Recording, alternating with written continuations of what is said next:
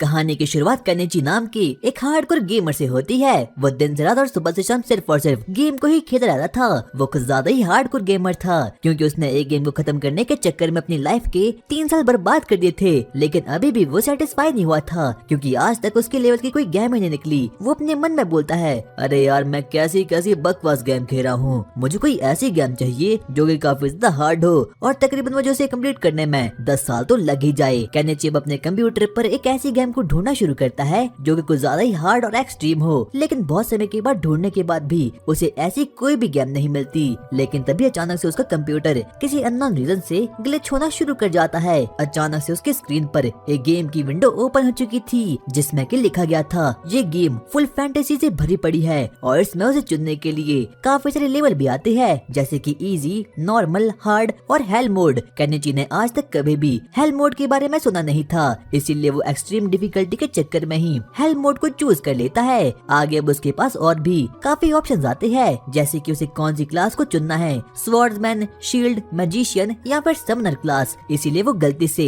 Sumner class को pick कर देता है ताकि उसे इस गेम में एक्सट्रीम डिफिकल्टी मिल पाए और ऐसा हो भी जाता है। वो इस चीज को लेकर काफी ज्यादा कॉन्फिडेंट था और एक्साइटेड भी था। अचानक से वो अपनी गेमिंग विंडो पर एंटर को क्लिक करता है। अचानक से वहाँ पर एक लाइटनिंग का स्प्लैश होता है और केनिची अपने आप को एक नई दुनिया में पाता है। और यहाँ तक कि अब केनिची एक बच्चा बन चुका था और वो जस्ट अभी अभी पैदा हुआ था। केनिची को बिल्कुल भी समझ आता कि आखिरकार उसके साथ ही चल कर रहा है। लेकिन तभी वो अपने सामने एक अजीब सी आदमी को देखता है और अब वो उसे अपनी गोद में लेता है। केनिची को पता चलता है कि इस वर्ल्ड में उसका नाम एलन है। लेकिन अब एलन भी इस वर्ल्ड में रीइंकार्नेट होकर काफी ज्यादा खुश था क्योंकि उसकी पुरानी जिंदगी बिल्कुल भी ठीक नहीं थी। वो बस दिन से रात गेम खेला करता था और यहाँ तक कि वो 35 साल का अनमैरिड और घटिया सा आदमी था जो कि सिर्फ और सिर्फ काम करने में अपनी पूरी की पूरी जिंदगी को खराब कर देता था। आगे हम अब एलन को देखते हैं और अब वो फाइनली इस वर्ल्ड में 1 साल का हो चुका था। उसके फादर और मदर काफी अच्छे आदमी थे। उसके फादर का नाम रोडन था जो कि तकरीबन 20 साल का था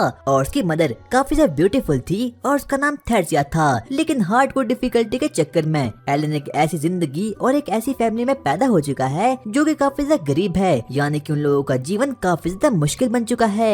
और एलन किंगडम के पास में ही एक फ्रंट लाइन वाली विलेज में पैदा हुआ था जिसे कि अक्सर वॉर का सामना करना पड़ा था और यहाँ तक कि यहाँ के लोग किंग और बाकी लोगों को काफी ज्यादा टैक्स भी पे किया करते थे। लेकिन उन लोगों के पास अर्निंग का कोई भी ठीक सा सोर्स नहीं था। एलन को अपने फादर और मदर से सच में ही काफी ज्यादा प्यार था, यहाँ तक कि उन लोगों के बीच काफी ज्यादा प्यार था। एलन अपने मन में सोचता है, लगता है वो दिन दूर नहीं जिस दिन की मुझे मेरा सिबलिंग भी मिल जाएगा। और रात के समय एलन की मदर उसे सुलाने के लिए किसी डिफरेंट रूम में रख दिया करती थी और तब जाकर एलन फाइनली अपने चीजों पर काम किया करता था। एलन अचानक से रात में जाग जाता है और अब वो अपने स्टैट्स को चेक करना शुरू करता है क्योंकि अब उसे कैसे भी करके इस वर्ल्ड में काफी ज्यादा इंसेन और काफी ज्यादा पावरफुल बनना था। वो बार बार अपने स्टैट्स विंडो को खोलने की कोशिश करता है लेकिन ऐसा कुछ भी हो नहीं पाता। वो वापस से अपने स्टैट्स विंडो को खोलने की कोशिश करता है लेकिन वहाँ पर कोई स्टैट्स विंडो नहीं बल्कि ग्रिमोर उड़ते उड़ते अब उसके पास आ चुकी थी। वो ये देखकर काफी ज्यादा चौंक चुका था, इसीलिए वो जोर से चिल्लाता है। उसके चिल्लाने की आवाज सुनकर उसके मदर और फादर जल्दी से दौड़ दौड़ कर उसके कमरे में आते हैं जहाँ पर कि वो लोग देखते हैं कि एलन तो अभी भी सोया हुआ था और एलन को ना चाहते हुए भी ऐसा करना पड़ा ताकि उसका सीक्रेट उसके मदर और फादर के पास ना आ पाए। उसके पेरेंट्स को लगता है कि एलन ने जरूर कोई बुरा सपना देखा होगा। पेरेंट्स के जाने पर एलन अपने ग्रिमोर को ओपन करता है जहाँ पर कि उसके बारे में और उसकी एबिलिटीज के बारे में काफी कुछ लिखा गया था। आगे हम एलन को देखते हैं जो कि अपने ग्रिमोर को पढ़ना लिखना शुरू कर देता है और उस ग्रिमोर में उसके हर एक स्टैट्स के बारे में लिखा गया था और यहाँ तक कि उसके समनर मैजिक के बारे में भी काफी कुछ लिखा गया था। आगे हम एलन को देखते हैं और वो अपनी एबिलिटी द समनर क्लास के बारे में काफी कुछ जानना और काफी कुछ चीजें पढ़ना भी शुरू कर लेता है। एलन अभी सिर्फ और सिर्फ 1 साल का बच्चा था, इसीलिए अभी तक उसके पास कोई भी MP यानी कि माना पॉइंट और बाकी कुछ भी चीजें अवेलेबल नहीं थी। एलन को पता चलता है कि अभी वो काफी छोटा है, इसीलिए वो छोटे मोटे कीड़े और बीस्ट को ही अभी समन करवा सकता है। हम एलन को देखते हैं वो कुछ मंत्र शंत्र को पढ़ना शुरू कर देता है ताकि वो वहाँ पर कुछ इंसेक्ट और बाकी लोगों को वहाँ पर समन कर पाए। एलन बहुत ट्राई करता है यहाँ तक कि वो उस चीज पर अपने पूरे के पूरे MP को वेस्ट कर देता है पर फिर भी उसे कुछ भी समन नहीं होता और उसके बहुत ट्राई करने पर अचानक से उस ग्रिमोर में से एक क्राफ्टिंग कार्ड बाहर निकलता है जिसमें कि एक अजीब से ग्रास ऊपर की फोटो लगी पड़ी थी। वो उसे समन करने की कोशिश करने वाला था लेकिन तभी वहाँ पर उसकी मदर थेरेसिया अब वहाँ पर आ चुकी थी। लेकिन ना चाहते हुए भी एलन को सोने का नाटक करना पड़ता जाता है और वो सो जाता है क्योंकि अब उसका माना पॉइंट काफी ज्यादा ड्रेन हो चुका था। और अगली सुबह एलन उस क्राफ्टिंग कार्ड को वापस से समन करने की ट्राई करता है और उस ग्रिमोर में से अचानक से वो ग्रासहॉपर वहाँ पर समन हो चुका था, जिस चीज को देख कर कि अब एलन काफी ज्यादा डर चुका था। उसे बिल्कुल भी विश्वास नहीं था कि आखिरकार उसके चेहरे पर इतना बड़ा ग्रासहॉपर कैसे आ चुका है। लेकिन अब वो उस ग्रासहॉपर को देखकर सच में ही काफी ज्यादा एक्साइटमेंट में आ चुका था। वो उसे कुछ ऑर्डर देने की कोशिश करता है, लेकिन वो ग्रासहॉपर सिंपली एलन के ऑर्डर्स को रिजेक्ट कर देता है। एलन वापस से उस ग्रिमोर को ओपन करता है ताकि उसे अपने समनिंग मैजिक के बारे में थोड़ी और बहुत जानकारी मिल पाए, लेकिन वहाँ पर ऐसा कुछ भी नहीं होता। आगे अब एलन उसी ग्रिमोर को पढ़ना शुरू करता है। उसे बहुत कुछ नई नई चीजें पता चुकी थी, जैसे कि उसके फैमिलियर यानी कि जिन लोगों को वो समन करवाता है वो उसे काफी ज्यादा माना पॉइंट, एबिलिटीज पॉइंट, यहाँ तक कि बाकी चीजें भी दे सकती है। लेकिन सबसे पहले उसे अपने फैमिलियर्स को कुछ नाम देना होगा। एलन बहुत सोचता है और अब उस ग्रासहॉपर को नाम देता है डैन का। वो अपने स्टैट्स को चेक करता है और अब उसे पता चलता है कि डैनका को समन करने के बाद अब उसके स्टैट्स में थोड़ा बहुत इंक्रीज तो आ ही चुका था। किससे पहले वो सेलिब्रेट कर पाता, अचानक से उसकी मदर उसके रूम में आ चुकी थी और वो अपने मुंह के सामने डैनका को देख लेती है और उस ग्रासहॉपर को देखकर वो सच में ही काफी ज्यादा डर चुकी थी, इसीलिए वो अपने पैरों से उसकी चटनी बना देती है। और अब कुछ दिनों की प्रैक्टिस के बाद एलन एक नए क्रिएचर को वहाँ पर समन करवा देता है और इस बार वो एक चूहा था और इस बार वो अपने चूहे का नाम देता है माउसी। लेकिन डैनका और माउसी दोनों ही काफी बुद्धू थे क्योंकि वो लोग एलन के किसी भी ऑर्डर को मानते नहीं थे। लेकिन माउसी के पास एक अजीब प्रकार की एबिलिटी थी जिसका नाम था स्क्यूरी और वो इसकी हेल्प से काफी फास्ट दौड़ सकता था। और इसी प्रकार से रोज एलन अपने ग्रिमोर को पढ़ा करता था ताकि वो समनिंग मैजिक के बारे में थोड़ी और बहुत स्टडी कर पाए। उसने बहुत ट्राई किया ताकि वो एक ऐसे क्रिएचर को समन कर पाए जो कि उसके ऑर्डर को भी फॉलो करे, लेकिन अफसोस वैसा बिल्कुल भी कर नहीं पाता। लेकिन उसी दोपहर हम लोग एलन के फादर को देखते हैं जो कि दौड़ते दौड़ते उसके पास आता है। उसके पूरे कपड़ों में ब्लड लगा हुआ था, लेकिन तभी वो अपने बेटे यानी कि एलन को बोलता है, एलन क्या तुम उस मॉन्स्टर को देखना चाहते हो जिसे कि मैंने मारा? वो बोलता है हाँ मैं देखना चाहता हूँ। और अब रॉडन भी एलन को लेकर अपने दोस्तों के पास जाता है ताकि वो उस बोर मॉन्स्टर को एलन को दिखा पाए। वो लोग जल्द से जल्द आगे बढ़ना शुरू करते हैं और जहाँ पर की रॉडन एलन को एल्बन बर्ड के बारे में दिखाता है और वो उसे बोलता है, एलन क्या तुम्हें पता है इन्हीं मॉन्स्टर के नाम पर मैंने तुम्हारा नाम भी रखा था। जैसे ही एलन उस बड़े से बोर मॉन्स्टर को देखता है तो वो सच में ही काफी शॉक्ड हो चुका था क्योंकि वो बोर मॉन्स्टर सच में ही काफी बड़ा था। एलन उसे देखना शुरू करता है और उसके बारे में इंफॉर्मेशन लेना भी शुरू करता है। उसे पता चलता है कि जो ये बोर मॉन्स्टर है तो सच में काफी खतरनाक है, यहाँ तक कि जो कोई भी बोर मॉन्स्टर होते हैं वो तो सी रैंक के होते हैं। लेकिन तभी वहाँ पर एक अजीब सा बंदा आता है जिसका नाम की जैडा था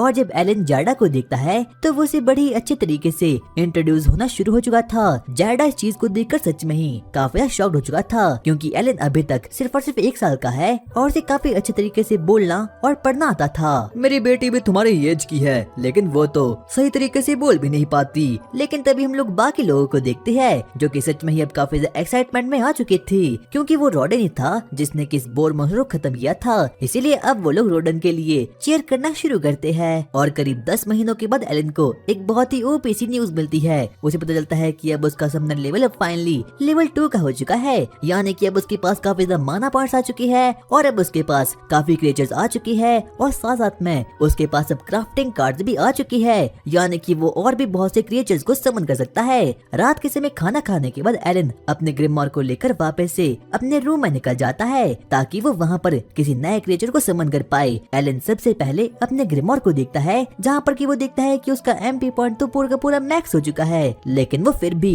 किसी भी क्रिएचर को समन नहीं कर पाता। लेकिन तभी वो अपने ग्रिमोर में देखता है कि अब उसके पास एक नए टाइप का मैजिक फ्यूजन मैजिक भी आ चुका था जिसकी हेल्प से कि वो 2 क्रिएचर्स को मिलाकर एक सिंगल क्रिएचर बना सकता है। एलन अब उस एबिलिटी को यूज करने का बहुत ट्राई करता है लेकिन वो ऐसा नहीं कर पाता क्योंकि वो काफी छोटा था और उसके पास पूरे तरीके से एमपी पॉइंट भी नहीं थे, इसीलिए अब एलन सच में ही काफी ज्यादा डिसअपॉइंट हो चुका था। अरे यार आखिरकार मैं करूँ तो करूँ क्या।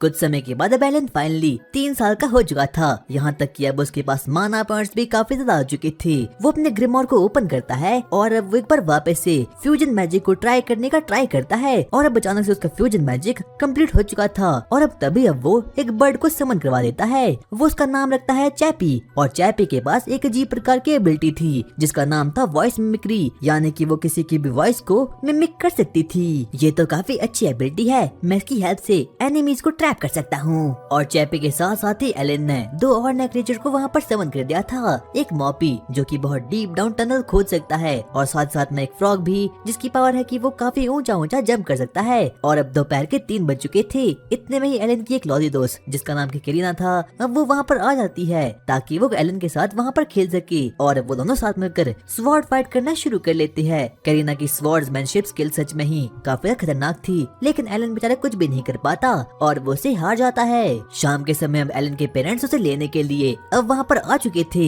एलन को पता चलता है कि जो उसकी मदर है वो प्रेग्नेंट हो चुकी है और अब वो फार्मिंग का कोई भी काम नहीं कर सकती, इसीलिए एलन अपने पेरेंट्स के पास जाता है और वो उन लोगों को बोलता है अब मॉम का पेट काफी बड़ा हो चुका है, इसीलिए मैं आप लोगों की मदद फार्मिंग में करने वाला हूँ। लेकिन तभी उसका फादर जिसका नाम की रॉडन था वो उसे बोलता है नहीं, तुम अभी सिर्फ और सिर्फ एक बच्चे हो, इसीलिए अपने चाइल्डहुड को एंजॉय करो क्योंकि आगे जाकर तो वैसे भी तुम्हें फार्मिंग करनी है। लेकिन अब कहीं न कहीं वो इस बात को सुनकर काफी ज्यादा एक्साइटमेंट में आ चुका था। लेकिन अब कहीं न कहीं एलन को ना चाहते हुए भी अपने पेरेंट्स की बात को मानना ही पड़ता है। और तभी थेरेसिया एलन को बोलती है हम लोगों को तुम्हारी अप्रैल सेरेमनी का काफी ज्यादा वेट होने वाला है। लेकिन एलन को अप्रैल सेरेमनी के बारे में कुछ भी पता नहीं था। लेकिन तभी उसके पेरेंट्स उसे बताते हैं कि इस वर्ल्ड में जब कोई भी बच्चा 5 साल का होता है तो उस पर एक सेरेमनी करवाई जाती है जिससे कि सभी लोगों को उसके टैलेंट के बारे में पता चलता है। और अब उन लोगों को एलन पर पूरा विश्वास है कि एलन एक दिन जरूर उन लोगों को अमीर बनाकर रहेगा। और अब विंटर्स भी आ चुके थे, लेकिन एलन तो वही अपने ग्रिममॉर के साथ खेल रहा था। लेकिन तभी अचानक से अब उसकी मदर भी अब वहाँ पर आ चुकी थी।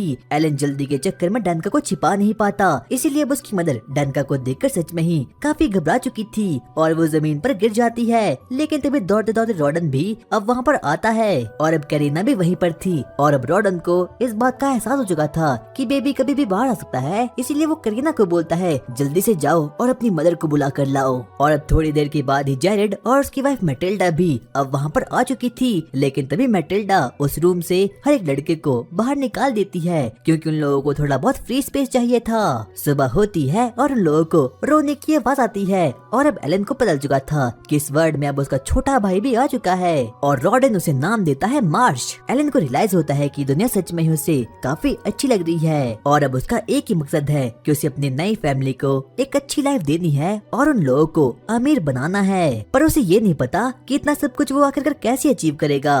कुछ सालों के बाद अब एलन फाइनली 5 साल का हो चुका था, इसीलिए वो अपने फादर यानी कि रॉडन के साथ अप्रैल सेरेमनी की ओर आगे बढ़ना शुरू कर देती है। वो लोग साथ मिलकर वहाँ पर जाना शुरू करते हैं और आज का ही वो दिन होने वाला है जिस दिन की एलन और उसकी फैमिली को पता चलने वाला है कि एलन के पास एक समनर क्लास है जिससे कि वो काफी टाइप के मैजिक को समन कर सकता है। आगे हम रॉडन को देखते हैं और वो एलन से उसे सेरेमनी के बारे में बातचीत करना शुरू करता है। वो उसे बोलता है एलन, क्या तुम्हें पता है अगर तुम्हारे पास कोई भी टैलेंट होगा तो वो अप्रैल सेरेमनी से हम लोगों को पता चल जाएगा और हो सकता है कि जिसके कारण से हम थोड़े बहुत अमीर भी बन जाए। लेकिन वहाँ जाकर हम लोगों को काफी बच्चे मिलने वाले हैं क्योंकि तुम्हारे लेवल पर कंपटीशन काफी ज्यादा है। आगे हम देखते हैं कि अब वो लोग आगे आगे बढ़ना शुरू करते हैं ताकि वो लोग जल्द से जल्द अप्रैल सेरेमनी तक आगे बढ़ जाए। वो लोग आगे बढ़ रहे थे लेकिन तभी उन लोगों को वहाँ पर कैरिन और उसके फादर जेरेड भी वहाँ पर मिल जाते हैं। एलन इस चीज को देखकर सच में ही काफी ज्यादा एक्साइटमेंट में आ चुका था क्योंकि सिर्फ और सिर्फ कैरिन ही इस वर्ल्ड में उसकी एक लौती दोस्त थी। आगे जाकर अब वो लोग फाइनली सिटी तक पहुंच चुके थे।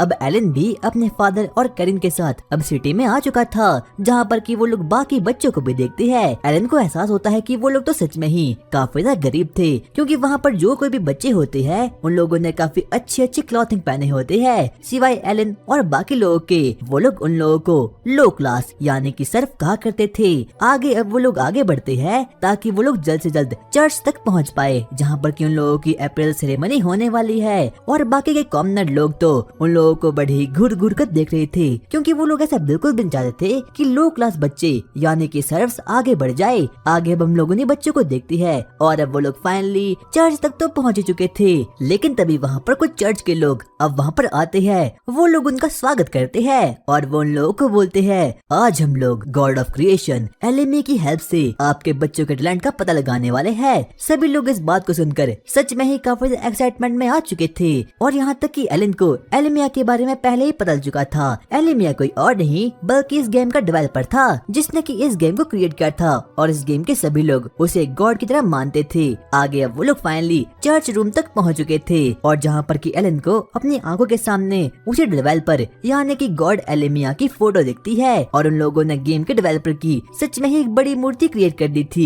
लेकिन तभी चर्च के मेंबर बाकी लोगों को समझाते हैं कि आखिरकार ये अप्रैल सेरेमनी कैसे वर्क करने वाली है। लेकिन तभी एलन को एहसास होता है कि एलिमिया नाम के बंदे नहीं उसे पिछले जन्म में लेटर को दिया था।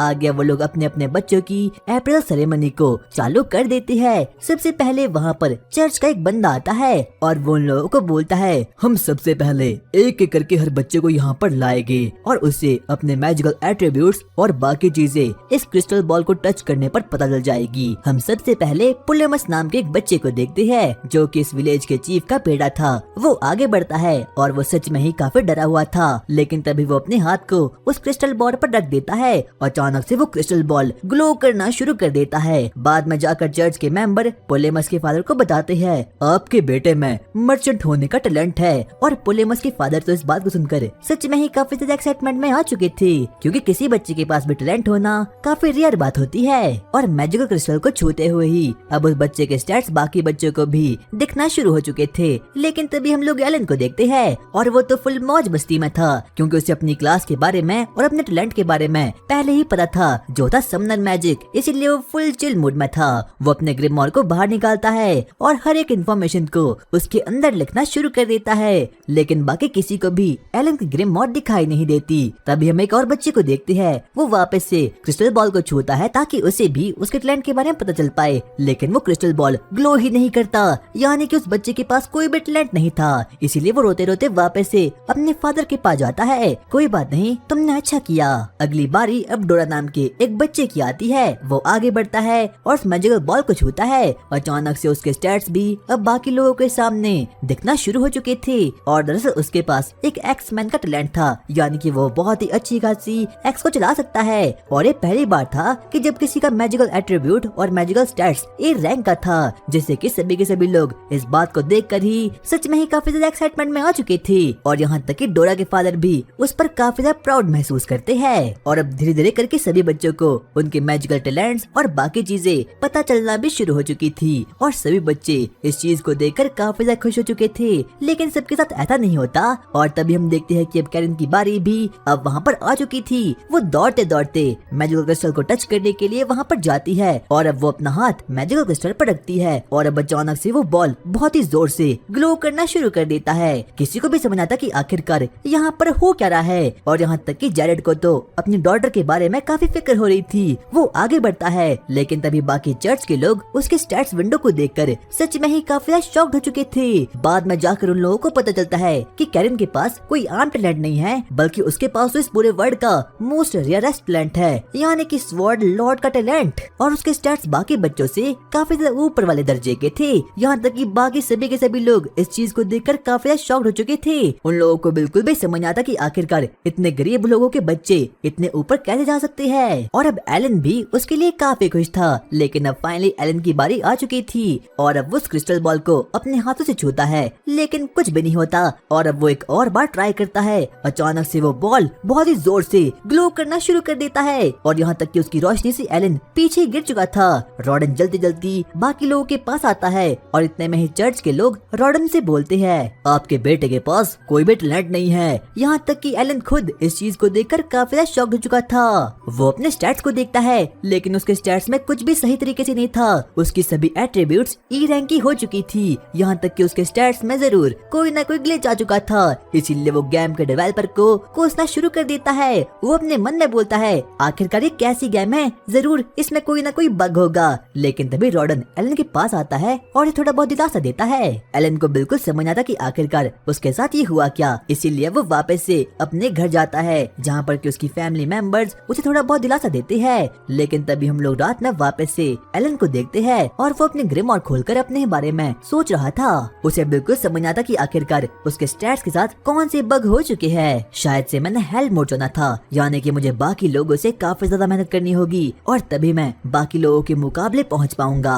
और अब अगली सुबह ही एलन की फैमिली कैरन के घर उसके स्वॉर्ड लॉर्ड वाले टैलेंट को सेलिब्रेट करने के लिए वहाँ पर निकल जाते हैं, जहाँ पर कि वो लोग मिल बांट कर पार्टी करना शुरू करते हैं। सभी के सभी लोग इस बात से काफी ज्यादा खुश थे कि कैरन के पास एक ऐसा टैलेंट है जिसकी काफी ज्यादा वैल्यू है। इतने में मैटिल्डा उन लोगों के लिए थोड़ी बहुत दारू का इंतजाम कर लेती है। सभी लोग इस चीज से काफी ज्यादा खुश थे सिवाय रोडन के। वो जेरेड को बोलता है सिर्फ और सिर्फ तुम लोग ही पार्टी करो। एलन को लगता है कि कहीं उसके फादर कुछ जेलस तो नहीं हो गए हैं, क्योंकि सिर्फ और सिर्फ कैरन के पास ही स्वॉर्ड लॉर्ड वाला टैलेंट है और उसके बेटे यानी कि एलन के पास कोई भी टैलेंट नहीं है। लेकिन एलन अपने फादर को काफी अच्छे तरीके से जानता था। उसे पता था कि जरूर बात कुछ न कुछ अलग होगी। आगे हम जेरेड और रॉडन को देखते हैं। वो लोग आपस में ही बहस करना शुरू कर देते हैं और यहाँ तक कि वो लोग हाथापाई तक भी उतर जाते हैं। सभी के सभी लोग इस चीज को देखकर काफी ज्यादा शॉक्ड हो चुके थे। लेकिन तभी उन लोगों की वाइफ वहाँ पर आती है और उन लोगों को मार पीट कर एकदम शांत कर लेती है। बाद में जाकर वो लोग एलन और कैरन को बताते हैं कि वो सभी के सभी लोग बचपन के दोस्त थे। उन लोगों ने साथ में ही इस विलेज को डिस्कवर किया था और यहाँ तक कि उन लोगों के घरों को भी इन लोगों ने साथ में ही मनाया था। लेकिन तभी हम लोग रॉडन को देखती है। वो जेरेड को बोलना शुरू करता है तुम्हारी बेटी यानी कि कैरन के पास काफी अच्छा खासा टैलेंट है, जिसकी वजह से कि वो नाइटहुड यहाँ तक कि वो एक दिन नोबल भी बन सकती है। इसीलिए मैं चाहता हूँ कि तुम्हारी फैमिली और तुम हम जैसी फैमिली के साथ जो कि सर्फ है उनके साथ बातें करके अपना टाइम वेस्ट ना करो। लेकिन तभी जेरेड उसे बोलता है तुम पागल हो गई हो क्या? वो लोग साथ मिलकर काम कर रहे थे। लेकिन तभी दौड़ते दौड़ते एक बंदा जेरेड के पास आता है और वो जेरेड को बोलता है जेरेड आपकी बेटी को नाइट्स बुला रही है, इसलिए हम ना चाहते हुए भी उन लोगों को सिटी की ओर आगे जाना पड़ता है। जेरेड और रॉडन दोनों ही अब सिटी की ओर आगे बढ़ चुके थे। लेकिन तभी वहाँ पर एलन के पास डोरन नाम का वो लड़का वहाँ पर आ चुका था। वो उसे बोलता है आखिरकार तू यहाँ पर क्या कर रहा है? लेकिन वो उसे कुछ भी बोल नहीं पाता। लेकिन तभी कैरन डोरा पर कुछ ज्यादा ही गुस्सा हो चुकी थी। लेकिन तभी अब उस किंगडम के नाइट्स उस सिटी की ओर आगे बढ़ना शुरू कर लेती है। सभी लोग उनकी आने की खबर सुनकर ही काफी ज्यादा शॉक्ड हो चुके थे और यहाँ तक कि वहाँ पर तो अब नाइट्स का कैप्टन ज़ेनॉफ भी अब वहाँ पर आ चुका था। वो आगे बढ़ता है। इतने में ही वो जेरेड और विलेज चीफ को बोलता है मैंने सुना है इस वर्ल्ड में कोई स्वॉर्ड लॉर्ड है। हाँ आपने सही सुना, वो मेरी ही बेटी है। इतने में ही दौड़ते दौड़ते कैरन भी अब वहाँ पर आ चुकी थी। लेकिन तभी ज़ेनॉफ उन लोगों को बोलता है लगता है ये 5 साल की लड़की ही स्वॉर्ड लॉर्ड है, लेकिन मुझे तुम्हारी बातों पर बिल्कुल भी विश्वास नहीं है, इसीलिए मुझे इस लड़की का खुद ही टेस्ट लेना होगा। टेस्ट? पर कैसा टेस्ट? सभी के सभी लोग ज़ेनॉफ की इस बात को सुनकर काफी ज्यादा शॉक्ड हो चुके थे।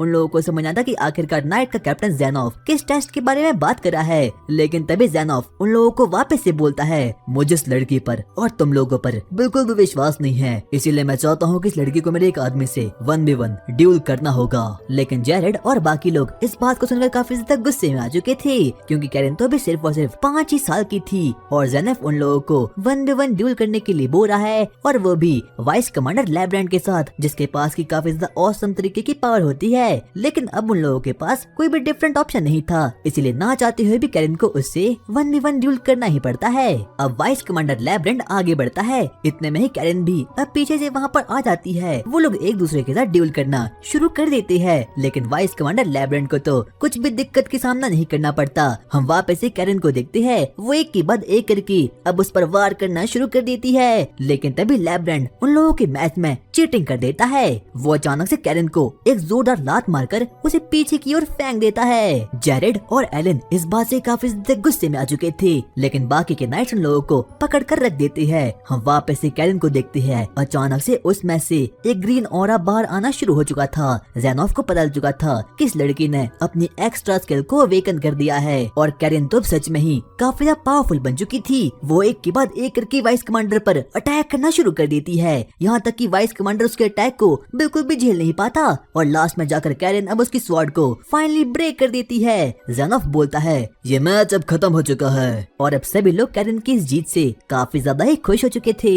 ज़ेनॉफ जेरेड के पास जाता है और वो उसे बोलता है मुझे माफ करना, मैंने तुम्हारी बेटी पर डाउट किया, लेकिन मैं इस बच्ची के फ्यूचर के बारे में तुमसे कुछ डिस्कस करना चाहता हूँ। अगर तुम्हें मुझ पर विश्वास नहीं है तो तुम अपने दोस्तों को भी लेकर आ सकते हो। शाम के समय वो लोग विलेज चीफ के घर पर मिलते हैं, जहाँ पर कि ज़ेनोफ सबसे पहले अपने आप को इंट्रोड्यूस करते हुए बताता है कि उसे यहाँ पर उसके मास्टर ने भेजा गया था ताकि वो पता कर पाए कि वहाँ पर कोई स्वॉर्ड लॉर्ड भी है या फिर नहीं है। और अब उसे इस बात की पूरी की पूरी नॉलेज मिल चुकी है। वो विलेज चीफ से बोलता है, तुम्हारे विलेज में स्वॉर्ड लॉर्ड ने जन्म लिया है, इसीलिए मैं चाहता हूँ कि तुम अपने विलेज का नाम चेंज करके कैरन विलेज कर लो। और जेरेड और बाकी लोग तो इस बात को सुनकर सही में काफी ज्यादा हैरान हो चुके थे। ज़ेनोफ उन लोगों को बताता है कि 3 साल पहले एक बच्चा जिसके पास की सेम टैलेंट था, यानी कि स्वॉर्ड लॉर्ड वाला, उसने भी रॉयल फैमिली की देखभाल की, लेकिन वो अपने कामों में सफल नहीं हो पाया। इसीलिए नाइट्स ने उसको रीअप्रेज किया, जहाँ पर कि उन लोगों को पता चला कि वो कोई स्वॉर्ड लॉर्ड नहीं था बल्कि एक आम सा स्वॉर्ड्समैन था।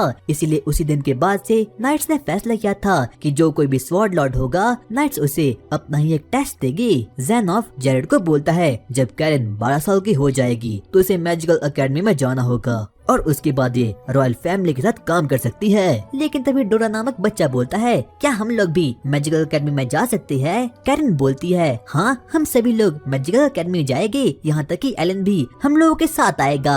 क्या? लेकिन ये लड़का तो टैलेंटलेस है।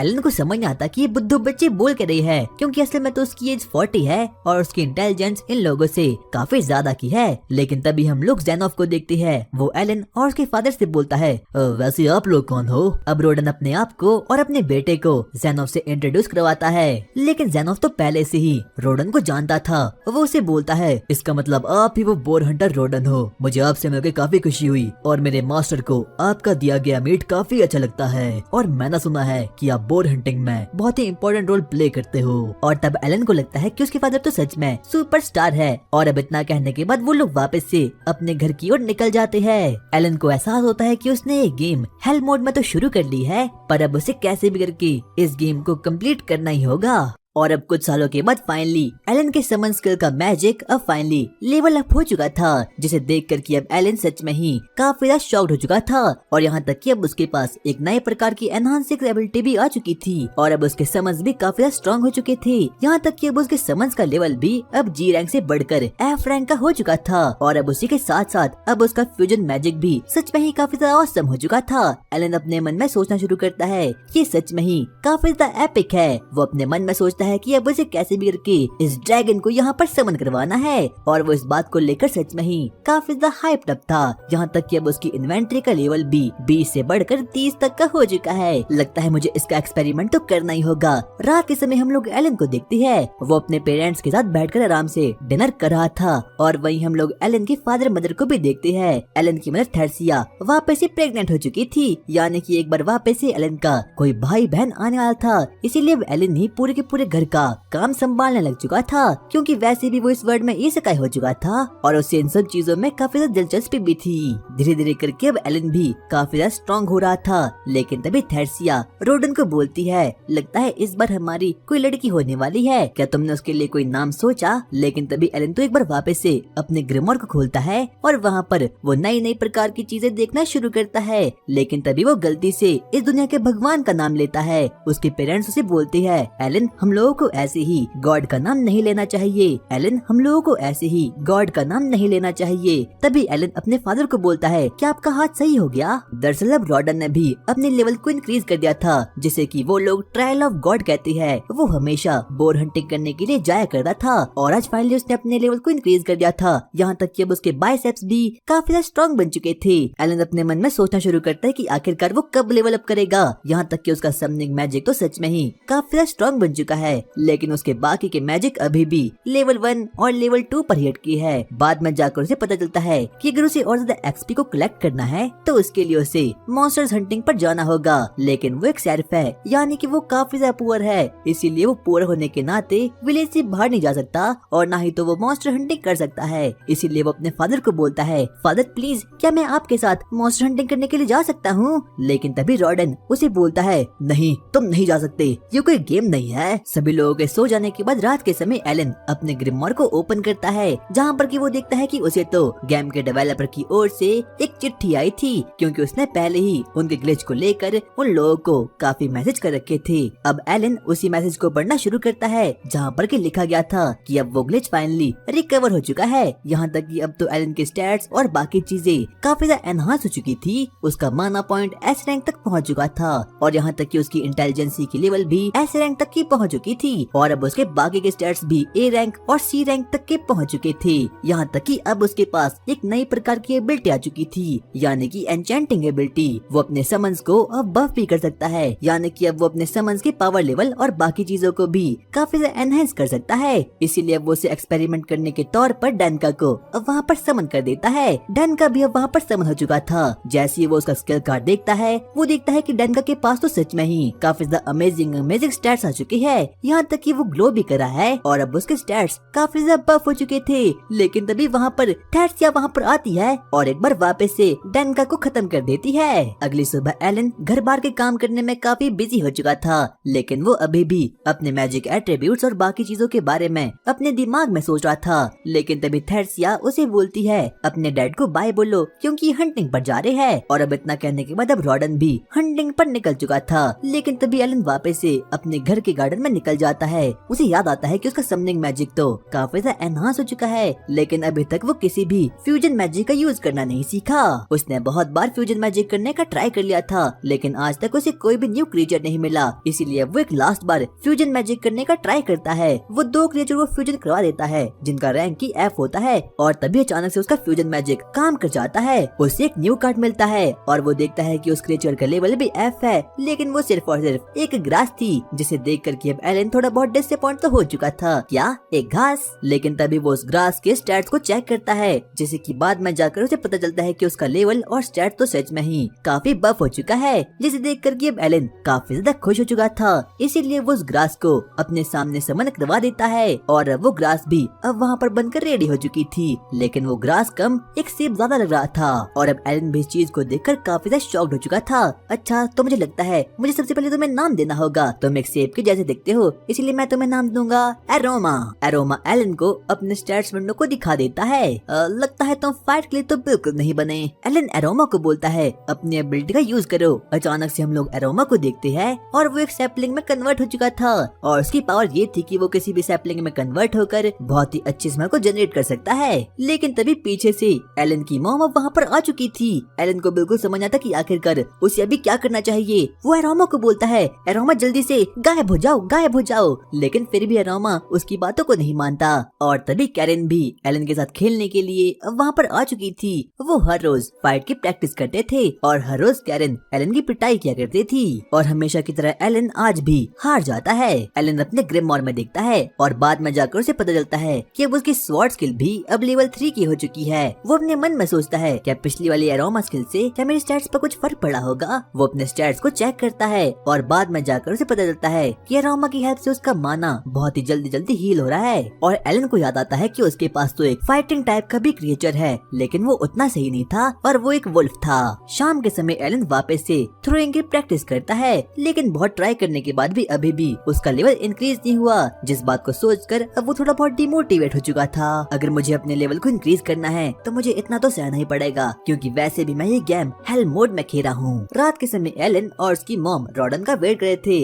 लेकिन वो अभी तक बिल्कुल भी आया नहीं था। लेकिन तभी उन लोगों को बाहर से कुछ अजीब सी आवाज आती है। वो दौड़ते दौड़ते बाहर जाते हैं, जहाँ पर कि वो लोग देखते हैं कि जेरेड और बाकी लोगों ने रॉडन को अपने कंधों पर लाया है। वो लोग देखते हैं कि रॉडन तो सही में काफी ज्यादा जख्मी हो चुका है। बाद में जाकर जेरेड उन लोगों को बताता है कि एक बोर मॉन्स्टर ने इसकी ये हालत करी हुई है और अब रॉडन सही में काफी ज्यादा जख्मी हो चुका था, यहाँ तक कि वो इस कंडीशन में बिल्कुल भी नहीं था कि वो बाहर चलकर जा पाए। जेरेड उन लोगों को बताता है हमें फॉरेस्ट में म्यूल फ्लावर मिल गया था, जिसकी हेल्प से कि हम इसे हील कर पाए। दरअसल वो फ्लावर सच में ही काफी रेयर होता है, जिससे कि वो किन्हीं लोगों को भी हील कर सकती है। लेकिन तभी रॉडन के दोस्त और बाकी लोग बोलना शुरू करते हैं ये सब कुछ उन कॉमनर्स की गलती है। और अब इतना कहने के बाद अब वो सभी लोग वहाँ से निकल जाते हैं। लेकिन तभी जेरेड एलन के पास जाता है और वो लोगों को पूरी की पूरी बात बता देता है कि आखिरकार वहाँ पर हुआ क्या था।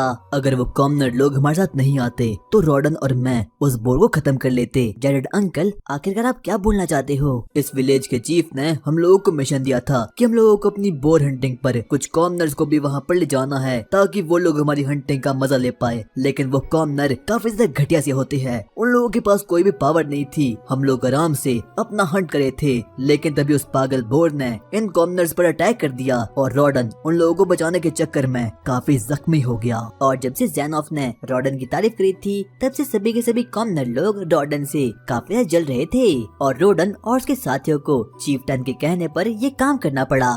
जैरेड उन लोगों को बताता है कि आखिरकार वहाँ पर हुआ क्या था। हंट से पहले जब वो लोग प्रैक्टिस कर रहे थे तो कॉमनर लोग उन लोगों को बिल्कुल भी सीरियसली ले नहीं रहे थे और ना ही तो वो लोग प्रैक्टिस कर रहे थे। और हंट के दौरान जब उस बोर मॉन्स्टर ने उन लोगों पर अटैक कर दिया तो वो लोग बीच मिशन को छोड़कर ही वहाँ से चले गए और इसे ना जाते हुए भी रॉडन को उन लोगों को प्रोटेक्ट करने के लिए वहाँ पर आना पड़ा, जिसके कारण की रॉडन काफी ज्यादा इंजर्ड हो चुका था। जैरेड उन लोगों को बोलता है तुम लोगों को उसके लिए स्ट्रॉन्ग बनकर रहना होगा। अब एलन अपने मन में सोचना शुरू करता है, आखिरकार मैं ये क्या कर रहा हूँ, मैं एक हार्डकोर गेमर हूँ, लेकिन ये मेरे मदर, फादर और यहाँ तक कि मेरे भाई के लिए कोई गेम नहीं है बल्कि ये उनकी जिंदगी है। वो अपनी जिंदगी में काफी मेहनत करे है और मैं सिर्फ और सिर्फ इसे गेम की तरह निभा रहा हूँ। लगता है मुझे भी अब कुछ ना कुछ तो करना ही होगा। और अब एलन भी पूरी तरीके से मोटिवेट हो चुका था। वो अपने पेरेंट्स को बोलता है अब से मैं पूरे का पूरा घर का काम संभालने वाला हूँ, जिससे कि अब उसके पेरेंट्स भी सच में ही काफी शॉक्ड हो चुके थे। आगे हम एलन को देखते हैं, वो सुबह सुबह ही कुएं के पास जाता है ताकि वो अपने घर वालों की और अपने पेरेंट्स की थोड़ी बहुत मदद कर पाए। और अब वो वहाँ से वाटर को कैरी करना शुरू करता है। सभी लोग उसकी पावर को देखकर सच में ही काफी ज्यादा शॉक्ड हो चुके थे और किसी को भी विश्वास नहीं था कि एक छोटे बच्चे के पास इतनी पावर भी हो सकती है। आगे अब वो गार्डन में जाता है ताकि वो अपनी फैमिली के लिए और अपने लिए विंटर के लिए खाने को कलेक्ट कर सके। वो जैरेड के पास जाता है जहाँ पर कि जैरेड उसे पोटैटो को हार्वेस्ट करना सिखाता है। वो एक के बाद एक करके बहुत सारे पोटैटोस को अब वहाँ पर हार्वेस्ट कर लेता है, लेकिन इतनी हार्वेस्टिंग अभी तक उसकी फैमिली के लिए काफी नहीं थी। इतने में हम लोग चीफ और बाकी लोगों को देखते हैं जो कि रॉडन से अपॉलॉजी के लिए अब वहाँ पर आ चुके थे।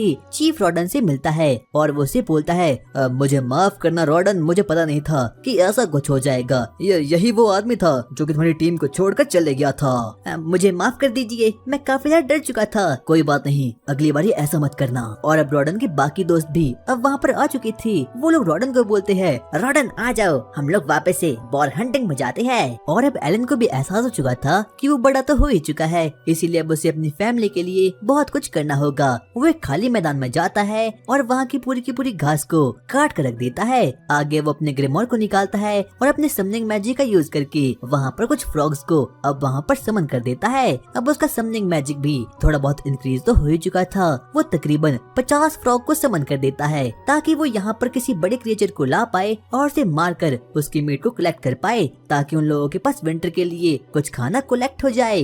अब एलन के फ्रॉग भी रिबिट करना शुरू करते हैं। वो अपनी पावर का यूज करते हैं ताकि वो लोग यहाँ पर किसी क्रिएचर को ला पाए और एलन उसे मारकर उसकी मीट को कलेक्ट कर पाए। लेकिन बहुत समय के इंतजारी के बाद भी अब वहाँ पर कुछ नहीं होता। लेकिन तभी एलन को दूर आसमान में एक उड़ता हुआ पंछी दिखाई देता है, जिसे देख करके वो सच में ही काफी ज्यादा खुश हो चुका था। वो पंछी वहाँ पर आता है और ये कोई और नहीं बल्कि एल्बा हेरॉन था, जो कि एक बी रैंक का मॉन्स्टर होता है। एलन को बिल्कुल भी विश्वास नहीं होता कि कोई इतना स्ट्रॉन्ग मॉन्स्टर भी अब यहाँ पर आ चुका था। वो बर्ड एक के बाद एक करके एलन के समन्स को मारना शुरू कर देता है। इतने में ही हम लोग एलन को देखते हैं और वो देखता है कि अब उसकी स्किल्स काफी ज्यादा एनहांस हो चुकी है और अब वो उस बर्ड को मारने के लिए आगे बढ़ जाता है। लेकिन एल्बा हेरॉन उसे एक चांटे में दूर फेंक लेता है। एलन यहीं पर नहीं रुकता, इसीलिए वो अपने वुल्फ को भी वहाँ पर समन करवा देता है। लेकिन वो बर्ड सच में ही काफी ज्यादा स्ट्रॉन्ग था। वो एक के बाद एक करके सभी वुल्फ को खत्म कर देता है और अब एलन के पास कोई भी चारा नहीं था और अब वो बर्ड एलन को जोर जोर से मारना शुरू करता है। अब एलन काफी ज्यादा वीक हो चुका था क्योंकि जिस किसी भी प्राणी को उसने समन किया था उस एल्बा हेरॉन ने उन सभी के सभी लोगों को मार दिया था। लगता है यही समनर्स का ड्रॉबैक होता है। और तभी वो बर्ड एलन को खत्म करने के लिए आगे बढ़ जाता है। क्या मेरी इस स्काई जर्नी यहीं पर खत्म होने वाली है? और अब एलन भी उस एल्बा हेरॉन से काफी डर चुका था क्योंकि एल्बा हेरॉन भाई सच में ही काफी पावरफुल था। वो एलन पर अटैक करने लगता है और अब एलन इस मैच को हारने वाला था। लेकिन तभी उसे आइडिया आता है और अब वो अपने समनिंग मैजिक का यूज करके कुछ सक्कर्स को वहाँ पर समन कर देता है। वो जैसे एल्बा हेरॉन को देखती है वो उस पर अटैक कर देती है और अब उसके ब्लड को और बाकी चीजों को सक करना शुरू कर देते हैं। मौका देखते ही अब एलन एक बार वापस से अपने डॉग्स को भी उस एल्बा हेरॉन पर समन करवा देता है। उसके डॉग्स अब एल्बा हेरॉन पर अटैक कर देते हैं और अब मौका देखती एलन खुद भी अब उस एल्बा हेरॉन पर अटैक कर देता है। वो अपनी स्वॉर्ड से उस पर अटैक कर देता है, जिससे कि अब लास्ट में जाकर अब फाइनली वो एल्बा हेरॉन वहाँ पर खत्म हो चुका था। जिस चीज को देख कर कि एलन सच में ही काफी ज्यादा खुश हो चुका था। बाद में जाकर अब सिस्टम अनाउंस करता है कि उसने एक एल्बा हेरॉन को खत्म कर दिया है, इसीलिए अब उसे 100 एक्सपी मिल जाता है। ये तो काफी इंटरेस्टिंग है। और अब एल्बा हेरॉन को मारने के बाद एलन उसके मीट को अपने घर ले जाता है, जहाँ पर सभी के सभी विलेजर इस चीज को देखकर सच में ही काफी ज्यादा शॉक्ड हो चुके थे। यहाँ तक कि जेरेड, रॉडन और बाकी लोगों को बिल्कुल भी विश्वास नहीं होता कि इतने छोटे से बच्चे ने इतने बड़े मॉन्स्टर को खत्म कर दिया है, क्योंकि जो कोई भी एल्बा हेरॉन होते हैं वो रैंक डी के मॉन्स्टर होते हैं, जो कि सच में काफी ज्यादा शक्तिशाली होते हैं। लेकिन तभी अब कैरन भी एलन के पास आ चुकी थी और रॉडन को तो अपनी आंखों पर बिल्कुल भी विश्वास नहीं होता। वो एलन को बोलता है, क्या तुमने सच में इसे लड़ाई करके इसे मारा है? लेकिन एलन बिल्कुल नहीं चाहता था कि उसका सीक्रेट बाकी लोगों को पता चले, इसीलिए वो अपने फादर को बोलता है, अरे नहीं नहीं, बस ये एल्बा हेरॉन मुझे बैठा हुआ दिख गया और मैंने पीछे से इसकी गुद्दी पकड़ के इसे खत्म कर दिया। और अब जेरेड भी उस एल्बा हेरॉन को देखकर काफी ज्यादा शॉक्ड हो चुका था। वो उस बच्चे को बोलता है, तू तो सही में काफी ताकतवर है। लेकिन जेरेड नोटिस करता है कि एल्बा हेरॉन की बॉडी पर कुछ काटने के निशान भी है। लेकिन एलन उसे बोलता है, लगता है फाइट करते वक्त ये खुद ही हो गया। जेरेड काफी ज्यादा शॉक्ड हो चुका था। वो लोग आपस में बात कर ही रहे थे, लेकिन तभी एलन को जेरेड के सर के पीछे एक अजीब सी चोट का निशान दिखाई देता है। और अब कहीं न कहीं उसे पता चल चुका था कि जो कैरन है वो काफी ज्यादा स्ट्रॉन्ग बन चुकी है। आगे अब जेरेड और एलन उस एल्बा हेरॉन का ब्लड निकालने के लिए वहाँ पर निकल जाते हैं। और जहाँ पर कि जेरेड एल्बा हेरॉन के बारे में एलन को बताना शुरू करता है। वो उसे बताता है कि इन एल्बा हेरॉन का वेट तकरीबन 60 किलो का होता है, लेकिन जैसे इन लोगों में से ब्लड निकल जाता है, इनका वेट 60 से घटकर 20 का रह जाता है। और इन लोगों को इसके मीट के ऊपर, यहाँ तक कि मैजिकल स्टोन के ऊपर भी बैरन को 60% का टैक्स भी देना होगा। जिस चीज को देखकर कि एलन सच में ही काफी शॉक्ड हो चुका था, क्योंकि उन लोगों का विलेज काफी ज्यादा पुअर था, लेकिन फिर भी बैरन लोगों से 60% का टैक्स वसूल किया करता था। लेकिन तभी एलन को कुछ आइडिया आता है। वो जेरेड को बोलता है, मेरे पास एक प्लान है। और अब इतना कहने के बाद अब वो लोग विलेज के चीफ के पास जाते हैं ताकि वो लोगों से टैक्स भी दे पाए। लेकिन विलेज का चीफ उन लोगों को बोलता है, वाह तुमने काफी अच्छा काम किया, अब मुझे इसके ऊपर 60% का टैक्स चाहिए और ऊपर से मुझे इस एल्बा हेरॉन का मीट भी चाहिए। लेकिन जेरेड और एलन ने तो पहले ही अपने लिए एक प्लान बना दिया था, इसीलिए वो उसे एग्जीक्यूट करना शुरू करते हैं। और वहीं हम लोग जेरेड को देखते हैं जो कि नौटंकी करना शुरू करता है और बोलता है, एलन तुम्हारे फादर जो कि हमारे विलेज के हीरो थे, जिसका नाम की रॉडन था और जिसने पहले उस बोर मॉन्स्टर को खत्म किया था, वो काफी ज्यादा इंजर्ड है, जिससे कि अब उसकी फैमिली को कुछ भी खाने के लिए नहीं मिल रहा। पता नहीं वो लोग 60% के टैक्स के चक्कर में कहाँ जाएंगे। जिस चीज को सुनकर ही चीफ को अपने ऊपर थोड़ा बहुत गिल्ट फील हो जाता है। और वहीं हम एलन को भी देखते हैं, वो नौटंकी करना शुरू करता है और बोलता है, मैंने 7 दिनों से कुछ भी नहीं खाया, मुझे काफी भूख लगी है। और अब कहीं न कहीं चीफ को उन लोगों पर दया आ चुकी थी, इसीलिए उन लोगों से सिर्फ और सिर्फ थोड़ा सा ही टैक्स ले लेता है। आगे जाकर अब एलन चीफ से बोलता है, अगर हम लोग आगे शिकार करेंगे तो भी आप लोग हमसे कम ही टैक्स लोगे ना। और चीफ तो इस बात को सुनकर काफी ज्यादा दंग रह चुका था। वो उसे बोलता है, नहीं नहीं बच्चे, तुम ये क्या बोल रहे हो, ये ऑफर तो बस आज के ही लिया था। लेकिन तभी वो लोग वापस से नौटंकी करना शुरू करते हैं। आगे अब हम लोग एलन को दिखती है। कुछ महीनों के गुजरने के बाद वो वापस से उसी फील्ड में जाता है और जहाँ पर कि वो कुछ फ्रॉग्स को समन कर देता है। उनकी लालच में अब वहाँ पर कुछ एल्बा हेरॉन मॉन्स्टर अब वहाँ पर आ चुके थे। और तभी एलन अपने प्लान को एग्जीक्यूट करता है और उन लोगों पर से कर्ज को छोड़ लेता है। और अब इतने में वो वहाँ पर अपने वुल्फ मॉन्स्टर को वहाँ पर समन कर देता है। और अब आगे जाकर वो उन लोगों पर पत्थर मारना शुरू करता है, जिससे कि वो एल्बा हेरॉन का एमपी पॉइंट और एचपी पॉइंट काफी ज्यादा ही लो हो चुका था। और आखिर में जाकर अब वो फाइनली उन 2 एल्बा हेरॉन मॉन्स्टर को वहाँ पर खत्म कर देता है। और बाद में जाकर उसकी ग्रिमोर अनाउंस करती है कि अब उसका लेवल 1 से लेवल 2 तक का हो चुका है। वो अपने स्टैट्स और बाकी के एम्पलीट्यूड्स को देखता है जो कि काफी ज्यादा इंक्रीज हो चुके थे। एलन बोलता है, मुझे इस हार्डकोर वर्ल्ड में काफी मजा आ रहा है, मैं जल्द से जल्द अपने लेवल को मैक्स करके रहूंगा।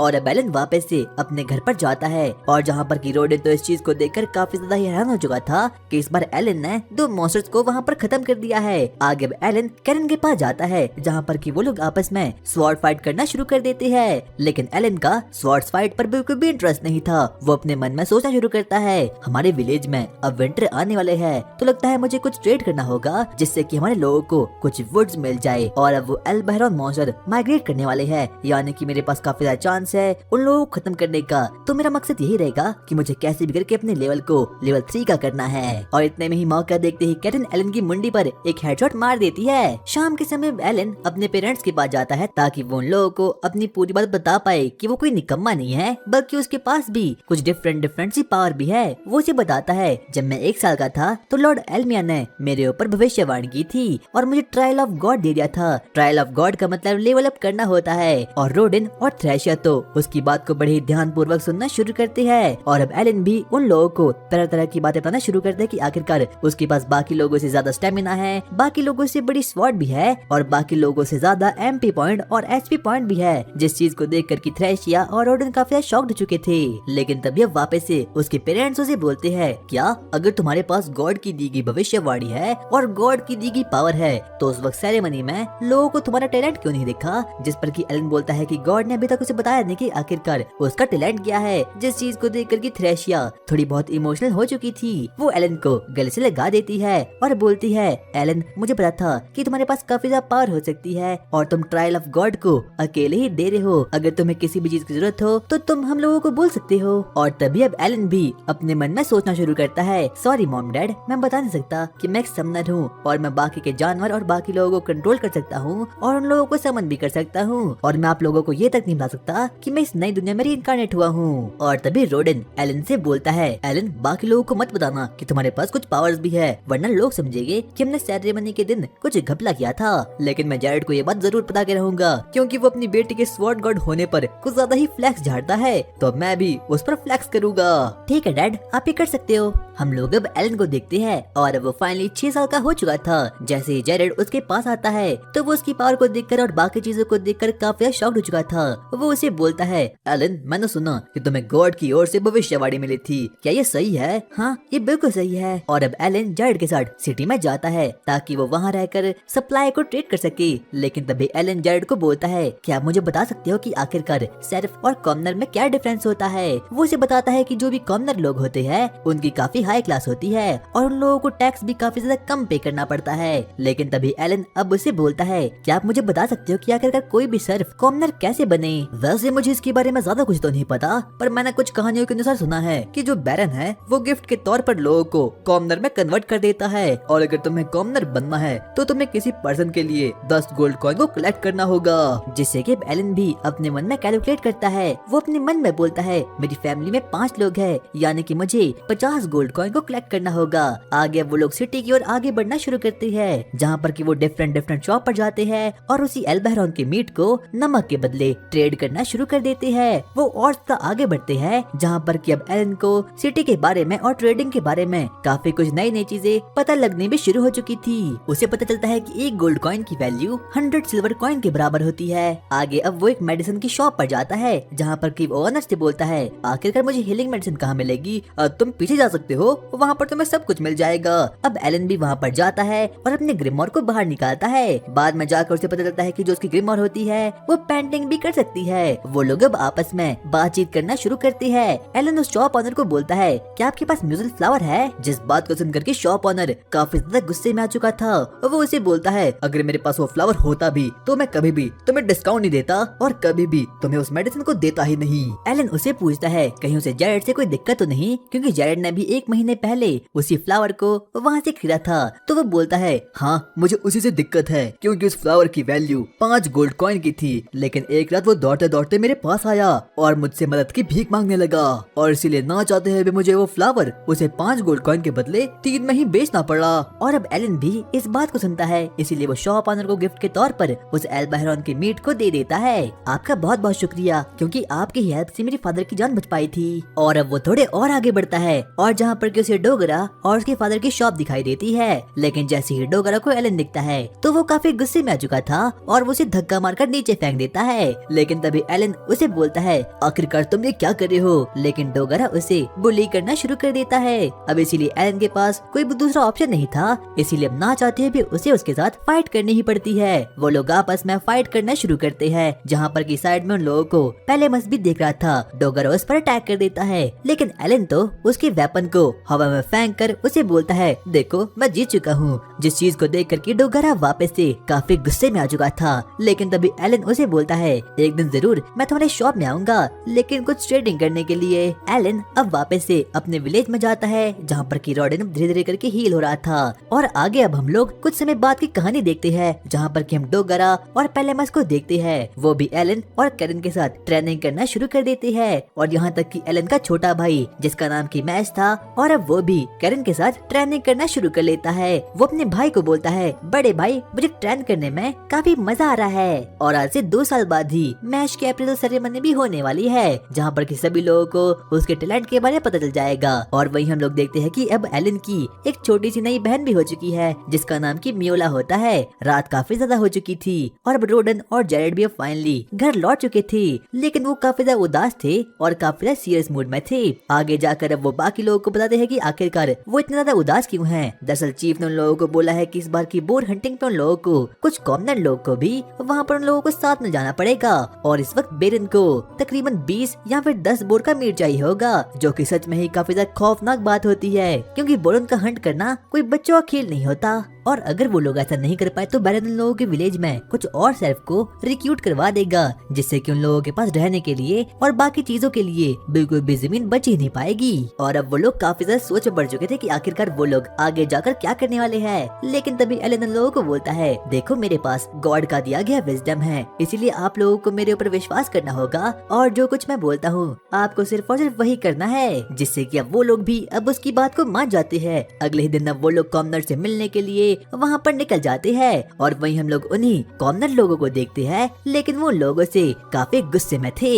रोडेन तुम तो काफी जल्दी हील हो गए। हाँ वैसे मैंने हील होने में काफी ज्यादा वक्त तो लगा ही दिया, तो क्या ये बच्चा भी हमारे साथ हंटिंग पर आने वाला है? हाँ इसका नाम एलन है, और ये मेरा ही बेटा है, और ये भी हमारे साथ हंटिंग पर आने वाला है। और यहाँ तक कि इसी की स्ट्रेटेजी से हम लोग आज की बोर मॉन्स्टर को खत्म करने वाले हैं। लेकिन तभी हम लोग एलन को देखते हैं, और अब एलन अपने मन में सोचना शुरू कर देता है, काश मेरे डैड मुझे स्फीयर पकड़ने का मौका देते, लेकिन अफसोस मैं ऐसा नहीं कर पाऊंगा, क्योंकि मैं किसी को भी उस कंडीशन में देखना नहीं चाहता। और वही हम लोग रोडन को देखते हैं, और अब उसके पास एक अजीब सा बंदा वहाँ पर आता है, जो कि कोई और नहीं बल्कि कॉमनर था, और वो एक न्यू बेबी था। वो रोडन को बोलता है, मास्टर रोडन मुझे पिछले एक्सीडेंट के लिए माफ करना, आगे से ऐसा कुछ भी नहीं होगा। कोई बात नहीं, आगे से ध्यान रखना। और वही हम लोग एलन और बाकी लोगों को देखते हैं, वो लोग फाइनली बोर की हंटिंग करने के लिए आगे बढ़ना शुरू करते हैं। लेकिन जैसे ही एलन आगे बढ़ता है, वो अपने सामने व्हाइट ड्रैगन माउंटेन को देखता है, और पुरानी मान्यताओं के हिसाब से इस माउंटेन के अंदर एक बहुत ही विशालकाय ड्रैगन भी रहता है, जिस चीज को देख कर कि एलन तो थोड़ी और ज्यादा एक्साइटमेंट में आ चुका था। लेकिन तभी उसे बाकी लोग बोलते हैं, ओए एलन जल्दी से यहाँ पर आ जा। और अब वो लोग फाइनली फॉरेस्ट तक तो पहुँच चुके थे, जहाँ पर कि उन लोगों को शिकार करना था। सबसे पहले जेरेड और रोडन बाकी लोगों को बोलते हैं, जैसा कि हम लोगों ने प्रैक्टिस की थी अब हम लोग वैसा ही करेंगे, जल्दी से सभी के सभी लोग अपनी पोजीशन पर तैनात हो जाओ। और वो भी ठीक वैसा ही करते हैं। लेकिन तभी हम लोग कुछ आदमियों को देखते हैं, जिनके पीछे की अब वहाँ पर फाइनली वो बोर मॉन्स्टर अब वहाँ पर आ चुका था। जैसे ही वो बोर मॉन्स्टर आता है, टैंक टीम आगे जाती है और वो उसे रोक कर रख देती है, और वैसे ही रोडन की टीम आगे बढ़ती है और अब उस पर फाइनली अटैक करना शुरू कर देती है। और इतने हम एलन को देखते हैं, जो कि अब न्यूबीज को ऑर्डर दे देता है और बोलता है, जाओ अब तुम्हारा वक्त आ चुका है। और अब बाकी की न्यूबीज भी आगे बढ़ते हैं, और अब वो फाइनली अपनी लाइफ के पहले बोर मॉन्स्टर को वहाँ पर खत्म कर देते हैं, जिससे कि सभी के सभी लोग काफी खुश हो चुके थे। यहाँ तक कि न्यूबीज को लग रहा था कि उन लोगों ने ट्रायल ऑफ गॉड को क्लियर कर दिया है, इसीलिए वो लोग सच में ही काफी एक्साइटमेंट में आना शुरू हो चुके थे। लेकिन तभी हम लोग एलन को वापस से देखते हैं, वो अपने ग्रिमोर को देखता है, ताकि वो ये देख पाए कि आखिरकार उसके स्टैट्स इंक्रीज भी हुए हैं या फिर नहीं। वो अपने ग्रिमोर को ओपन करता है, लेकिन तब वो नोटिस करता है कि वहाँ पर तो ऐसा कुछ भी नहीं हुआ। और ऐसा इसीलिए था क्योंकि एलन ने इस वाली वॉर में बिल्कुल भी पार्टिसिपेट नहीं किया था, इसलिए ना ही तो उसके स्टैट्स बढ़ते हैं और ना ही तो बाकी चीजें। और वही हम लोग एलन और बाकी लोगों को देखते हैं, वो एक वेल के पास जाते हैं, जहाँ से कि वो पानी भरना शुरू कर देती है। लेकिन तभी एलन कुछ लोगों को बोलता है, अरे प्लीज यार मुझे फाइट में पार्टिसिपेट करना है, क्या आप लोग मेरे डैड को भी इस चीज को समझा सकते हो? अरे नहीं नहीं, हम नहीं समझा सकते, क्योंकि अगर हम लोगों ने रोडन को ऐसा कहा तो वो हमें मार देगा। उनमें से एक आदमी तो बचर भी था, इसीलिए एलन उसे अपने पास लाता है और वहाँ पर वो उसे कुछ एल बहरॉन के मीट को दिखा देता है। वो उसे बोलता है, क्या आप इन चीजों को बचत कर सकते हो, और वो भी हाँ में मुंडी हिलाता है। अब हम लोग उसी बचत को देखते हैं जो कि अपने काम को शुरू करता है। और वहीं एलन अपने मन में सोच रहा था, मेरे पेरेंट्स काफी ज्यादा हार्ड वर्क करते हैं, इसलिए मुझे उनके लिए कैसे भी करके 50 गोल्ड कॉइन तो कमाना ही पड़ेगी। और वैसे भी एलन को तो इन चीजों को बुच करना ही था, तो अगर उसे विलेज में ही एक बुचर मिल गया तो ये सभी चीज अब उसके लिए काफी ज्यादा प्रॉफिट में हो चुकी है। आगे हम लोग वापस से विलेज के बाकी लोगों को देखते हैं जो कि अब एक बार वापस से बोर को हंट करने के लिए फॉरेस्ट में आ जाते हैं। और अब एलन अपने मन में सोचना शुरू करता है, मुझे समझ नहीं आ रहा कि बैरन को आखिरकार इतना ज्यादा मीट क्यों चाहिए, क्योंकि उसके पास बिल्कुल भी शॉर्टेज नहीं है। वो इस बात को सोच रहा था, लेकिन तभी अब वहाँ पर एक बोर मॉन्स्टर अब वहाँ पर आ चुका था। सबसे पहले बेट टीम उसके ध्यान को उलझाती है, और उसके बाद अब टैंक टीम उसके पास जाती है और उसे रोक कर रख देती है। और वहीं पर बाद में स्ट्राइक टीम उसे मारती है, और लास्ट में जाकर वहाँ पर न्यूबीज आते हैं जो कि लास्ट में जाकर बोर को पूरी तरीके से खत्म कर देते हैं। और ये पूरी की पूरी स्ट्रेटेजी किसी और की नहीं बल्कि एलन की होती है, जिस चीज को देख कर के बाकी लोग काफी खुश हो चुके थे। और वही हम लोग वापस से एलन को देखते हैं, वो अब अपने ग्रिमोर में देखता है जहाँ पर उसे पता चलता है कि अब उसके स्टैट्स काफी ज्यादा इंक्रीज हो चुके हैं, यहाँ तक कि अब उसका लेवल भी फाइनली लेवल अप हो चुका है, और अब वो लेवल 3 का भी हो चुका है। और ऐसा इसलिए था क्योंकि हंटिंग के स्टार्टिंग में ही एलन ने अपने समन यानी कि डैनका को वहाँ पर समन कर दिया था, और बोर्ड ने उसे 2 सेकंड में ही खत्म कर लिया था, जिससे कि एलन को कुछ स्टैट्स और बाकी चीजें मिल चुकी थी। लेकिन अब बेचारा डैनका इस दुनिया में नहीं रहा, इसलिए वो बोलता है मुझे माफ करना डैनका। और अब हम लोग 3 महीने बाद की कहानी देखते हैं, जहाँ पर कि हम लोग देखते हैं कि एलन और कैरन चीफ टैन के घर से आ रहे होते हैं, और वो भी ट्रेड करके, क्योंकि उन लोगों ने 15 बोर मॉन्स्टर को खत्म करने का कोटा अब पूरा कर लिया था। वो लोग अब वापस से अपने विलेज में जाते हैं, जहाँ पर कि वो लोग रात के समय पार्टी करना शुरू करते हैं। वहाँ पर जेरेड, रॉडन और बाकी लोग भी थे, सभी लोग पार्टी करना शुरू कर देते हैं। लेकिन तभी अचानक से जेरेड की नजर एलन के पीछे रखी हुई दारू की बोतल पर पड़ती है। वो उसे बोलता है, बच्चे आखिरकार ये क्या चीज है? अच्छा ये तो मुझे चीफ टैन ने तोहफा दिया है। और एलन तो इसी मौके का वेट कर रहा था। वो कैरन से और मास से बातचीत करना शुरू करता है, लेकिन तभी हम लोग रॉडन और जेरेड को देखते हैं, और जैसे ही वो लोग दारू की बोतल को देखते हैं, अब वो लोग काफी ज्यादा एक्साइटमेंट में आ चुके थे, वो बिल्कुल भी रह नहीं पाते। इसीलिए वो लोग एलन को बोलते हैं, अरे प्लीज बच्चे हम लोगों को उस बोतल को दे दे। लेकिन तभी एलन भी उन लोगों का फायदा उठाने की कोशिश करता है। वो उन लोगों को बोलता है, ठीक है वैसे मैं आप लोगों को इस गिफ्ट को तो दे दूंगा, लेकिन बदले में आप लोगों को मेरे साथ एक गेम खेलनी होगी। अगर आप लोग जीते तो मैं आप लोगों को इस बोतल को दे दूंगा, लेकिन अगर आप लोग हारे तो आप लोगों को मुझे अपने साथ बोर हंटिंग पर ले जाना होगा, और मुझे स्फीयर का इस्तेमाल भी करवाना होगा। ठीक है, हमें तुम्हारी शर्तें एकदम मंजूर है, लेकिन वैसे हम लोग कौन सी गेम को खेलने वाले हैं? वही आर्म रेसलिंग। और जिस चीज को सुनकर कि वो लोग काफी ज्यादा खुश हो चुके थे, क्योंकि उन लोगों को लग रहा था कि जो एलन है वो सिर्फ और सिर्फ एक बच्चा ही है, और ना ही तो उसके पास इतनी पावर भी होगी। और यहाँ तक कि अब एलन का लेवल भी लेवल 6 तक का पहुँच चुका था। सबसे पहले आर्म रेसलिंग करने के लिए वहाँ पर जेरेड अब वहाँ पर आ चुका था। वो दोनों आपस में आर्म रेसलिंग करना शुरू करते हैं, लेकिन एलन तो काफी सुपर स्ट्रॉन्ग था, इसीलिए वो बड़े ही आसानी से जेरेड को हरा देता है। और अब बारी आती है रॉडन की। अब रॉडन भी उसके साथ आर्म रेसलिंग करना शुरू करता है, लेकिन रॉडन तो भाई सच में ही एक बीस्ट होता है, इसलिए वो 1 सेकंड में ही एलन को हरा कर रख देता है। मेरे फादर तो काफी ज्यादा स्ट्रॉन्ग हो गए, आई थिंक उनका अटैक 300 के बीच में होगा। आगे अब वो लोग पार्टी करना शुरू करते हैं, लेकिन पी कर वो सच में ही भाई टन हो चुके थे। और तभी जेरेड मटिल्डा से बदतमीजी करने लगता है। मटिल्डा को काफी ज्यादा गुस्सा आ चुका था, इसीलिए वो सीधा ही उसे एक सुपरप्लेक्स मार देती है। लगता है मटिल्डा आंटी के पास सी रैंक की अटैक स्टैट्स है। और अब एलन भी 7 साल का हो चुका था, और यहाँ तक कि अब उसका समनिंग मैजिक लेवल अप हो चुका था। उसके पास अब बहुत से ई रैंक के समनिंग कार्ड्स भी अब वहाँ पर आ चुके थे।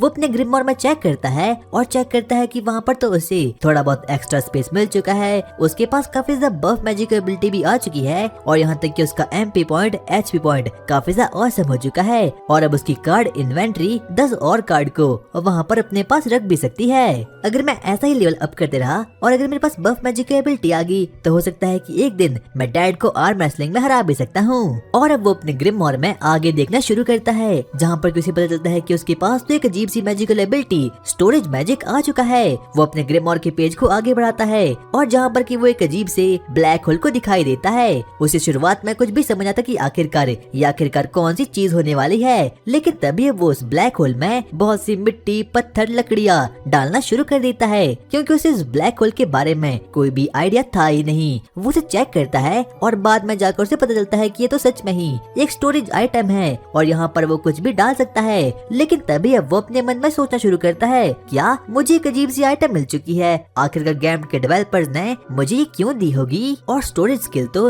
एक गॉड टियर की स्किल होती है जो कि काफी ज्यादा रेयर भी होती है। इसीलिए अब एलन अपने मन में सोचना शुरू करता है, आखिरकार उन लोगों ने मुझे स्टोरेज एबिलिटी दी क्यों होगी, क्योंकि गेम्स में कोई भी चीज तब तक नहीं मिलती जब तक कि आपको उसकी सबसे ज्यादा आवश्यकता ना हो। भला मुझे स्टोरेज एबिलिटी की क्या जरूरत होगी। और अब एलन बाहर जाता है ताकि वो कुछ समथिंग मैजिक के साथ वहाँ पर समन कर सके और कुछ ई रैंक के समन्स को वहाँ पर समन कर सके। वो अपने ग्रिमॉर को खोलता है और कुछ समन करने की कोशिश करता है, लेकिन उसे कुछ भी समझ नहीं हो पाता। वो अपने मन में सोचता है, मेरा एमपी पॉइंट तो फुल का फुल इंक्रीज है, आखिरकार ये लोग समन क्यों नहीं हो पा रहे। और वो अपने ग्रिमॉर में देखता है और उस ग्रिमॉर में लिखा हुआ था कि उसके पास कोई भी ई रैंक का मैजिकल स्टोन है नहीं, इसीलिए वो कोई भी समन को समन नहीं कर सकता। वो अपने मन में सोचता है, आखिरकार मुझे मैजिक स्टोन कहाँ मिलने वाले हैं। वो वापस से अब अपने घर में जाता है और अचानक से उसे एक ऐसी जगह मिलती है जहाँ पर कि उसने कुछ पैसे और कुछ मैजिकल स्टोन को वहाँ पर कलेक्ट करके रखा था। वो आगे बढ़ता है और अब उसमें से वो थोड़े बहुत मैजिक स्टोन को अपने साथ ले जाता है। वो बाहर जाता है और वो वापस से समनिंग मैजिक करना स्टार्ट कर देता है, लेकिन उसे कुछ भी नहीं होता। बाद में जाकर अब वो ब्लैक होल में उस मैजिकल स्टोन को वहाँ पर फेंक देता है और अब वो एक बार वापस से अपने समन स्किल को एक्टिवेट कर देता है। अचानक से उसका मैजिक एक्टिवेट हो चुका था और वहाँ पर एक बटरफ्लाई उत्पन्न हो चुकी थी। बटरफ्लाई, मैं तुम्हें चुनता हूँ। और वो बटरफ्लाई तो काफी बड़ी थी, लेकिन तभी अचानक से वहाँ पर एलन की मॉम भी अब वहाँ पर आ चुकी थी और ना चाहते हुए भी एलन को अपने समन को अपने पीछे छिपाना पड़ता है। एलन अपने समन्स को देखकर काफी ज्यादा खुश हो चुका था, लेकिन तभी हम लोग अचानक से एलन को देखते हैं। उसके सामने एक अजीब सा टाइगर वहाँ पर आ चुका था और एलन इस चीज को देखकर काफी ज्यादा डर चुका था, लेकिन ये कोई और नहीं बल्कि एलन के द्वारा ही किया गया एक समन होता है जो कि एक बीस्ट होता है और इसका नाम उसने टामा रखा हुआ था। वो उसके स्टैट्स को चेक करता है और वो तो सच में ही काफी ज्यादा ऑसम होते हैं। इतने में हम लोग वापस से एलन को देखते हैं और अब वो अपने मन में बोलता है, लगता है मुझे थोड़ा बहुत फ्यूजन मैजिक का ट्राई करना होगा। वो बटरफ्लाई और टामा को फ्यूज करने की कोशिश करता है, लेकिन उससे तो कुछ फ्यूज ही नहीं होता, इसीलिए वो मैजिक स्टोन का इस्तेमाल करता है और फाइनली उसे अचानक से एक बर्ड मिल चुका था।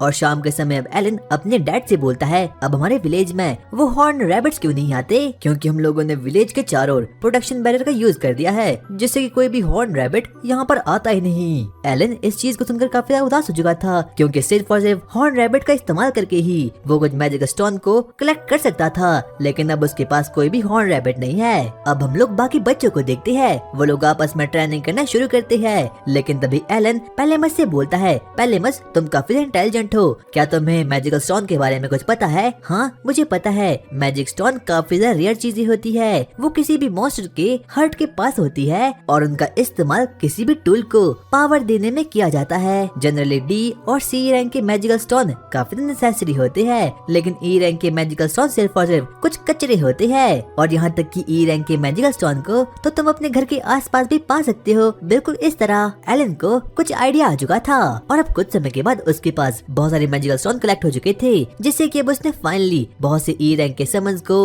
वहाँ पर अवेलेबल करवा दिया था। और तभी अब वो उनकी एबिलिटीज का ट्राई करने का सोचता है, लेकिन तभी अचानक से एक बोर मॉन्स्टर आकर उस पर अटैक कर देता है और तभी अब उसका ग्रास टाइप का मॉन्स्टर जिसका नाम की बैंजाई होता है वो उसे हील कर देता है और पैपिलोन जो कि एक बटरफ्लाई थी वो उसे डीबफ कर लेती है और देखते ही देखते टामा अब उसे खत्म कर देता है। लेकिन इतना ही काफी नहीं था, क्योंकि वहाँ पर अब एक और बोर मॉन्स्टर आकर उस पर अटैक कर देता है। वो एलन को खत्म करने वाला था, लेकिन तभी वहाँ पर उसका एक और पोकेमॉन जिसका नाम की वॉली था अब वो उसे बेहोश कर देता है। लेकिन ये सब कुछ तो सिर्फ और सिर्फ एक सपना ही था और अब एलन अपने सभी के सभी समन्स को वहाँ पर समन करवा देता है और अब उसके पास बहुत से ई रैंक के समन्स अवेलेबल हो चुके थे। जो कोई भी इंसेक्ट होते हैं वो डीबफ के काम आते हैं, बीस्ट ऑफेंस के काम आते हैं, बर्ड्स इन्फॉर्मेशन के काम आते हैं और ग्रास टाइप के पोकेमॉन हीलिंग देने के काम आते हैं और रॉक टाइप के पोकेमॉन डिफेंस के काम आते हैं। और यहाँ तक कि 7 सालों में एलन को समनर्स के बारे में काफी कुछ चीजें पता चल चुकी थी, लेकिन अब उसका एक ही मकसद है कि उसे इस पूरी दुनिया का सबसे पावरफुल समनर बनना होगा और समनर्स के पास तो काफी ज्यादा पावर होती है और यहाँ तक कि वो लोग तो डीमन लॉर्ड से भी काफी ज्यादा पावरफुल होते हैं। आगे हम विलेज चीफ को देखते हैं जिसने कि अपने घर पर गैरेड, एलन और रोडन को अपने घर पर खाना खाने के लिए बुलाया था। वो लोग आपस में बातचीत करना शुरू करते हैं जहाँ पर कि विलेज चीफ उन लोगों को बोलता है, क्या तुम लोगों को पता है कि अगले महीने हमारे विलेज में बैरन खुद यहाँ पर आने वाले हैं। और जैसे ही वो लोग इस बात को सुनते हैं तो वो लोग काफी एक्साइटमेंट में आ चुके थे। लेकिन तभी विलेज चीफ एलन को बोलता है, एलन मुझे तुम्हारी हेल्प चाहिए। आखिरकार कैसी हेल्प? दरअसल विलेज चीफ को कोई ऐसा लड़का चाहिए था जो कि बैरन को इस पूरे के पूरे विलेज को टूर गाइड करा सकी और एलन इस जॉब के लिए एकदम फिट बैठता है। लेकिन तभी गैरेड और रॉडन इस चीज को देखकर काफी ज्यादा गुस्से में आ चुके थे। वो उसे बोलते हैं, क्या आखिरकार तुम्हें एलन की जरूरत क्यों है? क्यों ना तुम अपने बेटे को टूर गाइड पर रख लो। माफ करना, मैं ऐसा कर तो लेता पर जो मेरा बेटा है वो किसी भी काम का नहीं है, इसलिए मैं ऐसा नहीं कर सकता। और ना चाहते हुए भी अब उन लोगों को ऐसा करना ही पड़ता है। और अब एलन अपने मन में सोचना शुरू करता है। उसका सिर्फ और सिर्फ एक ही मकसद था कि उसे कैसे भी करके सेल्फ से कॉमनर बनना था। वो अपने मन में सोचता है, क्या अगर बैरन हमारे विलेज में आ रहे हैं तो मुझे इसे एक अपॉर्चुनिटी की तरह लेना होगा ताकि बैरन मुझे एक कॉमनर में कन्वर्ट कर दे। एलन को इस चीज में बहुत बड़ी अपॉर्चुनिटी दिखाई दे रही थी, इसीलिए वो इस काम के लिए हाँ कर लेता है। आगे अब हम लोग 1 महीने बाद की कहानी देखते हैं जहाँ पर कि हम लोग देखते हैं कि अब बैरन फाइनली उस विलेज में आ चुका था और बैरन के साथ तो वहाँ पर उसकी बेटी भी सेसिल भी अब वहाँ पर आ चुकी थी। आगे अब वो लोग खाना खाना शुरू कर देते हैं जहाँ पर कि उसके साथ ज़ेनॉफ जो कि नाइट्स का कमांडर था वो भी वहाँ पर आया हुआ था। वो लोग आपस में बातचीत करना शुरू कर देते हैं और जब बैरन उस मीट को खाता है तो उसे वो मीट काफी ज्यादा टेस्टी लगता है। वो विलेज चीफ से बोलता है, आखिरकार किस चीज का मीट है? लेकिन विलेज चीफ को इसके बारे में कुछ भी पता नहीं रहता। लेकिन तभी एलन वहाँ पर आता है और वो बड़े ही मैनर के साथ बातें करना शुरू कर देता है। वो बोलता है, जिस मीट को अभी आप लोग खा रहे हो वो किसी और का नहीं बल्कि अल-बहरान का है और हम लोगों ने इसे हाल फिलहाल में ही मारा था, इसीलिए मीट एकदम फ्रेश है। और बैरन को भी एलन का बिहेवियर काफी अच्छा लगता है और तभी वो विलेज चीफ से बोलता है, क्या ये तुम्हारा बेटा है? नहीं, ये मेरा बेटा नहीं है बल्कि रॉडिन द बोर हंटर का बेटा है। और तभी ज़ेनॉफ भी अब उसे पहचान जाता है। आगे वो लोग एलन से बातचीत करना शुरू करते हैं। इतने में बैरन उसे बोलता है, क्या एलन का फादर कोई नाइट है? लेकिन तभी विलेज चीफ बोलता है, अरे नहीं नहीं, ये तो एक शेरिफ है। और जैसे ही सेसिल इस चीज को सुनती है तो वो काफी ज्यादा गुस्से में आ चुकी थी। वो उसे बोलती है, क्या एक शेरिफ ये यहाँ पर क्या करा है? लेकिन तभी बैरन उसे चुप रहने के लिए बोलता है और उसे बोलता है, क्या जो कोई भी शेरिफ होते हैं वो भी हमारे जैसे ह्यूमन होते हैं, इसलिए ना चाहते हुए भी सेसिल को उससे माफी मांगनी पड़ती है। लेकिन सेसिल दिल से इस चीज को बिल्कुल भी नहीं करती। और अब ज़ेनॉफ भी एलन को पहचान चुका था। वो उसे बातचीत करना शुरू करता है और वो उसे बोलता है, एक साल में तकरीबन 20 बोर को मारना काफी ज्यादा मुश्किल बात होने वाली है और अगर तुम्हारे मेंबर्स को या फिर तुम्हारी टीम को अगर किसी भी चीज की जरूरत हो तो तुम लोग हमारे नाइट्स को बोल सकते हो, क्योंकि हमारे नाइट्स काफी ज्यादा हार्ड वर्किंग है और उन लोगों के पास काफी ज्यादा पावर्स भी है। लेकिन तभी एलन अपने मन में सोचना शुरू करता है, लगता है ये लोग हमें कम आंक रहे हैं। और लेकिन तभी एलन उन लोगों को बोलता है, क्या एक साल में 20 बोर मारना ये तो काफी ज्यादा इजी काम है। और यहाँ तक कि वो उन सभी लोगों को ये बताता है कि जो भी वो शेरिफ हंटर्स है उन लोगों के पास काफी ओपी सी पावर भी है, इसीलिए वो लोग काफी ज्यादा एक्साइटमेंट में आ चुके थे। और अगले ही दिन अब वो लोग बोर हंटिंग को देखने के लिए वहाँ पर निकल जाते हैं। वहाँ पर बैरन, विलेज चीफ, ज़ेनॉफ और बाकी लोग भी वहाँ पर थे। वो सभी लोग उनके लिए एक आउटपोस्ट को क्रिएट कर देते हैं ताकि वो लोग पूरी की पूरी बोर हंटिंग को बिना कुछ हार्म किए वहाँ पर देख सके। और इतने में ही तभी वहाँ पर रॉडन के हंटर्स भी अब वहाँ पर आ चुके थे।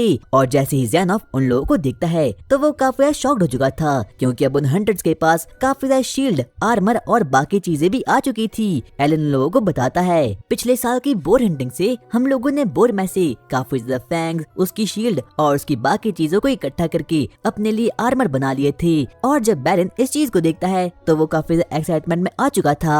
और अब उसी के साथ हंटर्स की एक टीम आगे बढ़ जाती है और बैरन और बाकी लोग इसी चीज को देख रहे थे। और अब वो सभी के सभी हंटर्स आगे बढ़ना शुरू करते हैं। लेकिन तभी ज़ेनॉफ एलन के पास आगे बढ़ता है और वो उसे बोलता है, आखिरकार स्वॉर्ड गॉड कैरन कैसी है? अच्छा कैरन वो तो काफी अच्छी है, उसे बताना कि अगले स्प्रिंग मैं उसके सामने एक ट्यूटर को भेजने वाला हूँ ताकि उसके टैलेंट और उसकी स्किल काफी ज्यादा एनहांस हो पाए। पर एलन तो अपने मन में सोचना शुरू करता है कि कैरन को तो पढ़ना लिखना बिल्कुल भी पसंद नहीं है। और वो लोग तो आपस में बातें कर रहे थे, लेकिन तभी हम लोग देखते हैं कि उन लोगों के सामने अब एक एक बोर हंटर बढ़ना शुरू कर लेता है। वो आगे बढ़ता है लेकिन तभी रोडेन और बाकी लोग अपनी शील्ड का इस्तेमाल करके उसे ब्लॉक कर देती है, जिस चीज को देख करके बैरन भी अब काफी ज्यादा एक्साइटमेंट में आ चुका था। उसे बिल्कुल भी विश्वास नहीं होता कि जो कोई भी सेल्फ लोग होते हैं इनके पास इतना दिमाग भी है कि इतनी ओपी सी स्ट्रेटेजी को क्रिएट भी कर सकते हैं। और यहाँ तक कि अब एलन भी बैरन को हर एक चीज के बारे में बताना शुरू करता है, या आखिरकार स्ट्राइक टीम क्या होती है, डिफेंस टीम क्या होती है और आखिरकार उनकी स्ट्रेटेजी वर्क कैसे करती है। और जिस चीज को देख कर बैरन तो काफी ज्यादा इम्प्रेस हो चुका था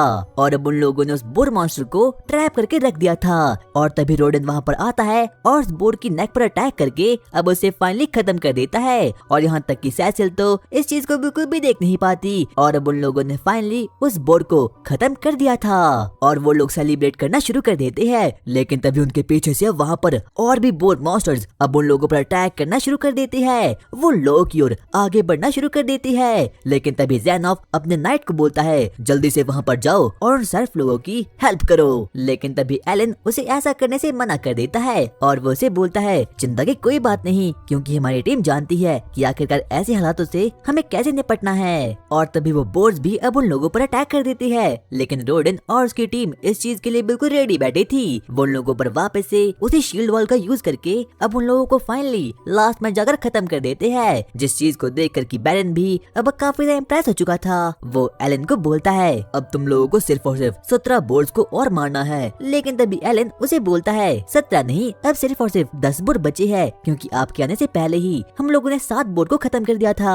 और अब आगे एलन उन लोगों को बताता है कि वो बोर्ड को मारने का कोटा अगले महीने ही खत्म कर लेंगे, क्योंकि उन लोगों की स्पीड और उन लोगों की स्ट्रेटेजी से बोर्ड को मारना अब काफी से इजी हो रखा है। लेकिन तभी वो बैरन के पास जाता है, वो उसे बोलता है मेरी आपसे 2 रिक्वेस्ट है। 2 रिक्वेस्ट? आखिरकार वो क्या है? पहला, मैं चाहता हूँ कि आप हम लोगों को और शील्ड वॉल बनाने के लिए परमिशन दे दो, और दूसरा, मैं चाहता हूँ कि हमारा विलेज भी लिकर यानी कि दारू को ट्रेड कर सके। दारू? लेकिन क्यों? क्योंकि इससे लोगों में बोर को मारने का मोटिवेशन और भी ज्यादा बढ़ जाएगा। और बैरन भी उसकी इस रिक्वेस्ट के लिए हाँ कर देता है। और अब उन लोगों का भी जाने का वक्त हो चुका था, लेकिन जाने से पहले बैरन एलन से बोलता है बच्चे तुमने काफी अच्छा काम किया। अब वो लोग अपने घोड़े पर बैठकर अपने घर वापस जाना शुरू कर देती है। लेकिन तभी एलन की मुलाकात वहाँ पर सैसिल से होती है। वो उसे बोलती है तुमने कोई अच्छा काम नहीं किया, बस मेरे फादर ने तो तुम्हारी तारीफ यूं ही कर दी। और शाम के समय बैरन रोडेन और गैरेट को अपने घर पर बुलाता है, जिस चीज को देख कर एलन भी अब काफी खुश हो चुका था। वो अपने मन में सोचता है लगता है अब बैरन हम लोगों को कॉमनर बना लेगा। वो उन लोगों से बातचीत करना शुरू करता है और अब वो उन लोगों को बोलता है मुझे तुम्हारा विलेज और तुम्हारी बोर हंटिंग की स्किल्स काफी ज्यादा पसंद आई, इसीलिए मैंने फैसला किया है कि मैं तुम दोनों के परिवार को कॉमनर में कन्वर्ट कर दूंगा। और जैसी एलन इस चीज को सुनता है तो वो काफी ज्यादा एक्साइटमेंट में आ चुका था, क्योंकि अब वो कोई सेल्फ नहीं रहा, बल्कि अब वो तो एक कॉमनर बन चुका है, यानी कि वो अपने विलेज के बाहर जा सकता है और वहाँ पर भी हंटिंग कर सकता है। उसका बचपन से सिर्फ और सिर्फ एक ही मकसद था कि उसे कैसे भी करके उस ड्रैगन को खत्म करना है और उसे टेम करना है। और यहाँ तक कि बैरन तो अब उन लोगों से काफी ज्यादा खुश हो चुका था। वो उन लोगों को बोलता है अब मुझे तुम लोगों पर पूरा विश्वास हो चुका है, तुम लोग किंग के लिए उस बोर मीट को कलेक्ट करके ले आओगे, इसीलिए मुझे अब कोई भी चिंता नहीं है, मैं बेफिक्र होकर अपनी सिटी में जा सकता हूँ। लेकिन मेरे पास तुम्हारे लिए एक और ऑफर है, अगर तुम्हारी टीम में कोई भी ऐसा प्लेयर है जिसे कि 10 साल से ज्यादा बोर हंटिंग का एक्सपीरियंस है, तो मैं उसे भी कॉमनर में कन्वर्ट कर दूंगा। और अब वो सभी के सभी लोग वहाँ से जाने वाले थे, लेकिन तभी बैरन का बटलर उसे बोलता है मास्टर लगता है आप किसी चीज को भूल रहे हो। और अब बैरन को भी याद आता है कि आखिरकार वो किस बारे में बात कर रहा है। और अब तो किंग भी कैरन विलेज की परफॉर्मेंस को देखकर काफी खुश हो चुका था, और अब इसलिए उन लोगों ने डिसाइड किया है कि वो लोग कैरन विलेज को प्रमोट कर लेंगे। और तभी बैरन रोडेन को बोलता है आखिरकार तुम्हारे विलेज में बोर हंटिंग कैसे स्टार्ट हुई। लेकिन तभी गैरेड उसे बताता है कि रोडेन इस बारे में आपको कुछ भी नहीं बता सकता, इसीलिए अब गैरेड उसे बताना शुरू करता है कि आखिरकार वहाँ पर हुआ क्या था। तकरीबन 13 साल पहले जबकि उन लोगों के पास कुछ भी नहीं था, तब उन लोगों ने इस विलेज को डिस्कवर किया था और यहाँ पर कुछ भी नहीं था। उन लोगों ने साथ मिलकर बहुत मेहनत की और यहाँ पर फार्मिंग करने की कोशिश की, लेकिन तभी एक दिन यहाँ पर एक बोर मॉन्स्टर यहाँ पर आ गया और उसने उन लोगों के पूरे फार्म को और उनके घरों को एकदम तहस नहस कर लिया। उन लोगों के पास कोई भी ऑप्शन नहीं था कि आखिरकार उन लोगों को अपने फ्यूचर में क्या करना होगा। लेकिन तभी सभी सेल्फ में से रोडेन बाहर निकला और उसने उन लोगों को स्ट्रेटेजी बताई और बोला क्यों ना हम लोग साथ साथ मिलकर इस बोर को हंट करे। और तब जाकर वो सिर्फ लोग इस बात को मान चुके थे और उन लोगों ने साथ मिलकर उस बोर पर अटैक करना शुरू किया। उन लोगों के पास कोई भी हथियार नहीं था और उस वक्त में उन लोगों ने सिर्फ और सिर्फ अपने पिकैक्स और अपनी हो की हेल्प से उस बोर को खत्म कर दिया था। लेकिन बोर हंटिंग के चक्कर में उस बोर ने रोडन के एक साथी को खत्म कर दिया। बाकी लोगों का लेवल अप हो चुका था और साथ साथ में वो लोग हील भी हो चुके थे। लेकिन रोडन का वो दोस्त जिसे की बोर ने खत्म कर दिया था वो उस दिन के बाद कभी भी वापस लौट कर नहीं आया। इसीलिए ये याद रोडन के लिए थोड़ी बहुत इमोशनल है। और तभी बैरन भी अब रोडन से माफी मांगता है और अब वो उसे बोलता है, मैं मानता हूँ रोडन, तुमने अपने विलेज के लिए काफी कुछ किया है और ये बिल्कुल भी तुम्हारी गलती नहीं है कि उस बोर ने तुम्हारे दोस्तों को खत्म कर दिया था। इसीलिए मैं तुम्हें एक और गिफ्ट देता हूँ, जो कुछ भी तुम मांगना चाहो तुम मांग सकते हो। और यहाँ तक कि एलन तो इस चीज को सुनकर काफी खुश हो चुका था क्योंकि अब उन लोगों के पास एक और अपॉर्चुनिटी आ रखी थी। वो अपने फादर को बोलता है, अरे फादर एक बार वापस से इससे दारू मांग लो। लेकिन रोडन ऐसा बिल्कुल भी नहीं करता। और तभी रोडन भी अब बैरन को बोलता है, मैं चाहता हूँ कि आप मेरे बेटे यानी कि एलन को अपने कैसल में हॉल बॉय का काम दे दो। और जिस चीज को सुनकर कि एलन काफी शॉक्ड हो चुका था, उसे बिल्कुल भी विश्वास नहीं होता कि आखिरकार उसके फादर ये क्या बोल रहे हैं, क्योंकि उसका ऐसा करने का कोई भी मन नहीं था। उसे तो कैसे भी करके सिर्फ और सिर्फ एक हंटर बना था और हर एक जानवर को और हर एक एस रैंक के ड्रैगन को वहाँ पर हंट करना था। लेकिन अब उसके पास कोई भी ऑप्शन नहीं बचता। और वहीं अब बैरन भी एलन के बारे में सोचना शुरू करता है और बैरन के बटलर को भी एलन से कोई भी दिक्कत नहीं होती। वो अपने मास्टर को बोलता है, हाँ मास्टर, हम लोगों को ऐसा करना चाहिए क्योंकि एलन एक समझदार लड़का है। और अब बैरन भी अपना फैसला सुनाता है। वो लोगों को बोलता है, एलन एक समझदार लड़का है, इसीलिए मैं चाहता हूँ कि मैं एलन को अपनी फैमिली का एक मैन सर्वेंट बना लूँ। और तभी एलन भी अब इस चीज को मना करने वाला था, लेकिन तभी अब वो अपने फादर को देखता है और रोडन सच में ही काफी खुश था। और अपने फादर की इस शक्ल को देखकर एलन बिल्कुल भी मना नहीं कर पाता और अब ना चाहते हुए भी उसे इस करियर को स्वीकार करना ही पड़ता है। और अब वो लोग वापस विलेज में जाते हैं जहाँ पर सभी के सभी लोग अब एलन को गुड बाय देते हैं और अब एक लास्ट बार उसे फेयरवेल देते हैं। लेकिन तभी कैरन भी अब रोते रोते उसके पास आती है और तभी एलन उसे बोलता है, क्यों ना हम लोग एक लास्ट बार स्वॉर्ड फाइट करें। और अब वो भी मान जाती है। वो लोग अब आपस में स्वॉर्ड फाइट करना शुरू करते हैं। लेकिन एलन इस लास्ट बैटल को जीत जाता है। जब बाकी लोग इस चीज को देखते हैं तो वो लोग काफी शॉक्ड हो चुके थे क्योंकि कैरन एक स्वॉर्ड गॉड थी। और अब जैसे ही कैरन 12 साल की हो जाएगी तो उसे एकेडमी में जाना होगा और हो सकता है कि एलन और कैरन इसके बाद कभी ना मिले। और दूर से पहले मस और डोगरा भी उसे वहाँ पर देख रहे थे। लेकिन तभी डोगारा वहाँ पर आता है और फेयरवेल के रूप में उसे एक नाइफ को दे देता है। और लास्ट में जाकर अब एलन सभी लोगों को गुड बाय बोलता है और अब रॉयल कैसल की ओर आगे बढ़ना शुरू कर देता है। और यहाँ तक कि एलन तो अब उस पूरी की पूरी कैसल को देखकर काफी एक्साइटमेंट में आ चुका था क्योंकि वो कैसल भाई सच में ही काफी ज्यादा बड़ा था।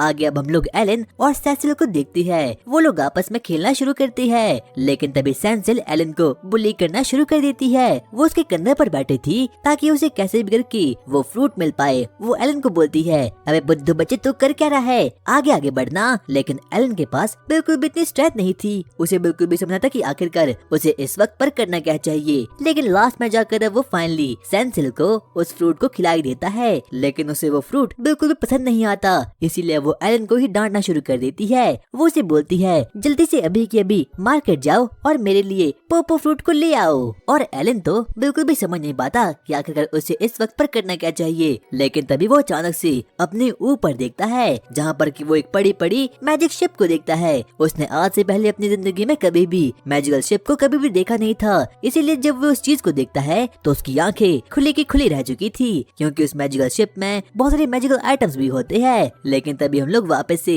सेंसिल को देखती है। वो एलन से काफी चिढ़ चुकी थी। वो उसे बोलती है, जब तुम फ्री हो जाओगे तो मेरे लिए पोपो फ्रूट्स को ले आना।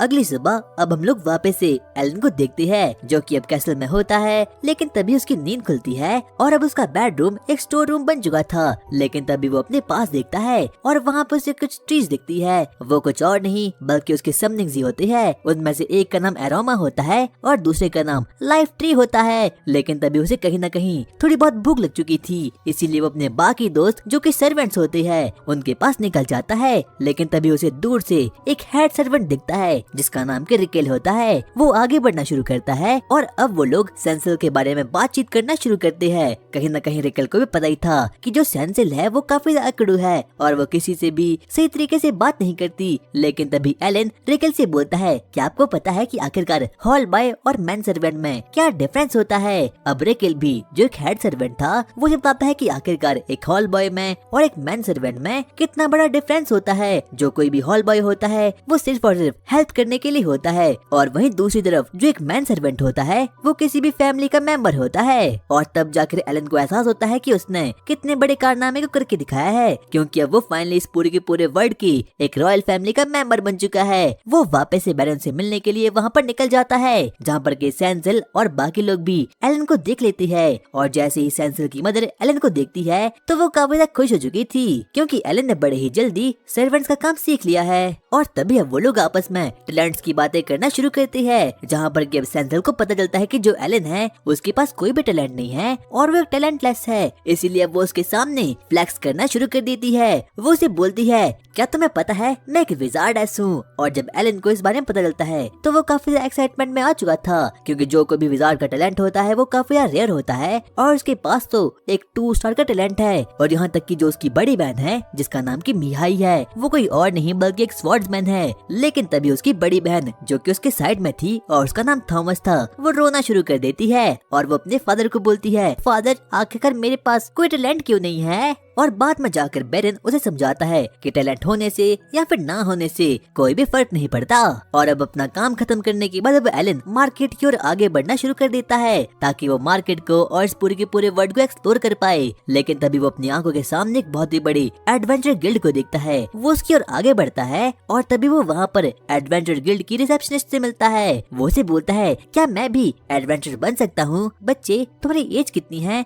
मैं 8 साल का हूँ। लेकिन तभी वो रिसेप्शनिस्ट उसे बताती है कि अगर उसे एडवेंचर गिल्ड में ज्वाइन होना है तो उसे 8 का नहीं बल्कि 12 साल का होना पड़ेगा। लेकिन तभी अब एलन भी डिसाइड कर देता है कि उसे कैसे भी करके मॉन्स्टर हंटर बनना होगा, इसीलिए वो जल्दी से आगे बढ़ता है और वहाँ पर जाता है जहाँ पर की मॉन्स्टर्स और बाकी लोगों की क्वेस्ट और बाउंटीज लगी होती है। वो आगे बढ़ता है जहाँ पर की उसे तरह तरह की बाउंटीज दिखाई देती है। वो अपनी आंखों के सामने सबसे पहले कुछ डी रैंक के गॉब्लिन्स और बिग टोड्स को देखता है। वो थोड़ा और ऊपर देखता है और वहाँ पर से सी रैंक के और मॉन्स्टर दिखाई देते हैं, पर किन्हीं भी बाउंटीज में उनकी लोकेशन बिल्कुल भी नहीं थी। इसीलिए बैरन वापस से अपने घर की ओर आगे बढ़ना शुरू करता है। लेकिन तभी वो अपने पीछे एक अजीब से एडवेंचर को देखता है जिसका नाम की रेवन होता है। वो रेवन से बोलता है, आखिरकार इन बाउंटीज पर कोई लोकेशन क्यों नहीं है, क्योंकि ये मॉन्स्टर्स कहीं भी मिल जाते हैं। वेट, आखिरकार मैं तुम्हारा टीचर क्यों बन रहा हूँ? और वो एडवेंचर काफी ज्यादा घमंडी था, इसीलिए वो एलन को कुछ भी नहीं बताता, क्योंकि उसे लगता है कि जो एलन है वो सिर्फ और सिर्फ एक बच्चा है और वो कुछ भी कर नहीं पाएगा। लेकिन तभी एलन उसे थोड़े और बहुत क्वेश्चन करना शुरू कर देता है और अब कहीं ना कहीं वो एडवेंचर भी अब उसे पूरी की पूरी डिटेल को बताना शुरू करता है। वो उसे बताता है कि जो कोई भी हाई रैंक के मॉन्स्टर्स होते हैं वो अक्सर ड्रैगन माउंटेन्स में पाए जाते हैं। और अब कहीं ना कहीं एलन को भी इस चीज को देखकर काफी खुशी हो रही थी। लेकिन तभी एलन एक बाउंटी को देखता है जो कि किसी और की नहीं बल्कि एक बी रैंक के मॉन्स्टर की होती है, जिसका नाम की मर्डर ग्लैश होता है। क्या इसे आज तक कोई नहीं मार पाया? नहीं, इसे कोई भी हरा नहीं सकता, क्योंकि इसकी स्पीड, स्ट्रेंथ और बाकी चीजें काफी ज्यादा ओपी लेवल की है। और तभी एलन की नजर ए रैंक के व्हाइट ड्रैगन पर पड़ती है और जो कोई भी उसे मारेगा उसे तकरीबन 1000 गोल्ड कॉइन मिलने वाले हैं। और जो कोई भी व्हाइट ड्रैगन होता है वो सच में ही काफी पावरफुल होता है। और अब बाद में जाकर रेवन उसे बताता है कि जहाँ पर व्हाइट ड्रैगन रहता है उसकी केव में कुछ मिथरल और पड़े हुए हैं और मिथरल और सच में ही काफी रेयर होते हैं। वो लोग आपस में बातें कर रहे थे, लेकिन तभी वहाँ पर रेवन के बागी गिल्ड के मेंबर्स अब वहाँ पर आ चुके थे, इसलिए ना चाहते हुए भी अब एलन को वहाँ से जाना पड़ता है। और अब अगले दिन एलन अपने कैसल के काम से छुट्टी ले लेता है ताकि वो जल्दी से आगे जा पाए और वहाँ पर कुछ मॉन्स्टर हंटिंग कर पाए। वो काफी एक्साइटमेंट में आगे बढ़ना शुरू करता है, लेकिन तभी कुछ रॉयल गार्ड्स उसे रोक लेती है। लेकिन तभी एलन अपने रॉयल एनवलप को उसे दिखा देता है, जिससे कि अब सभी के सभी रॉयल गार्ड्स उसकी रिस्पेक्ट करना शुरू कर देते हैं और उसके लिए गेट को भी खोल देती है। अब एलन आगे बढ़ना शुरू करता है ताकि वो आगे जाकर मॉन्स्टर हंटिंग कर पाए और अपने लेवल और बाकी चीजों को काफी ज्यादा एनहांस कर पाए। वो जाते जाते फाइनली एक फॉरेस्ट में पहुंच चुका था और तभी वो सबसे पहले अपने हॉकिंस नाम के कार्ड को वहाँ पर समन कर देता है। उसका ये समन काफी ज्यादा इंटेलिजेंट होता है। हॉकिंस आगे जाओ और मुझे बताओ कि आसपास कोई मॉन्स्टर भी है या फिर नहीं। देखते ही देखते वो थोड़े और बहुत हॉकिंस को समन कर देता है और सभी लोगों को रिसर्च पर भेज देता है और वो सभी लोग वैसा ही करते हैं। और तभी अब वो अपने एक और समन को समन कर देता है जिसका नाम की टामा होता है। लेकिन इसकी इंटेलिजेंस बिल्कुल भी ठीक नहीं होती, इसीलिए वो एलन को अच्छे तरीके से समझ नहीं पाता। और तभी एलन भी अब अपने ग्रिमोर से एक नाइफ को निकाल देता है। वो कुछ करने वाला था, लेकिन तभी अब वहाँ पर हॉकिंस अब वहाँ पर आ जाता है। अब एलन को कहीं ना कहीं एहसास हो चुका था कि इस वाले मॉन्स्टर को बाकी मॉन्स्टर की लोकेशन मिल चुकी है, इसीलिए वो हॉकिंस के पीछे भागना शुरू कर देता है। और वहाँ पर उसे थोड़े बहुत गॉब्लिन मॉन्स्टर दिखाई देते हैं। वो गॉब्लिन सीधे ही एलन को देख लेती है, लेकिन तभी एलन भी अपने टामस को वहाँ पर समन कर देता है। वो एक शेर नहीं बल्कि तकरीबन 10 शेर को वहाँ पर समन कर देता है। वो सभी के सभी लोग एक बार में ही अब उन लोगों पर अटैक कर देते हैं और लास्ट में जाकर वो फाइनली उन गॉब्लिन्स को वहाँ पर खत्म कर देते हैं। और अब एलन आगे बढ़ता है और उनके शरीर में से कुछ जेमस्टोन को कलेक्ट करना शुरू कर देता है। वो उन जेमस्टोन को कलेक्ट करता है और अपने ग्रिमोर में डाल देता है ताकि अब उसके समन्स और भी ज्यादा स्ट्रॉन्ग बन पाए। और उसे उन गॉब्लिन्स को मारकर तकरीबन 1000 एक्सपी मिल चुका था।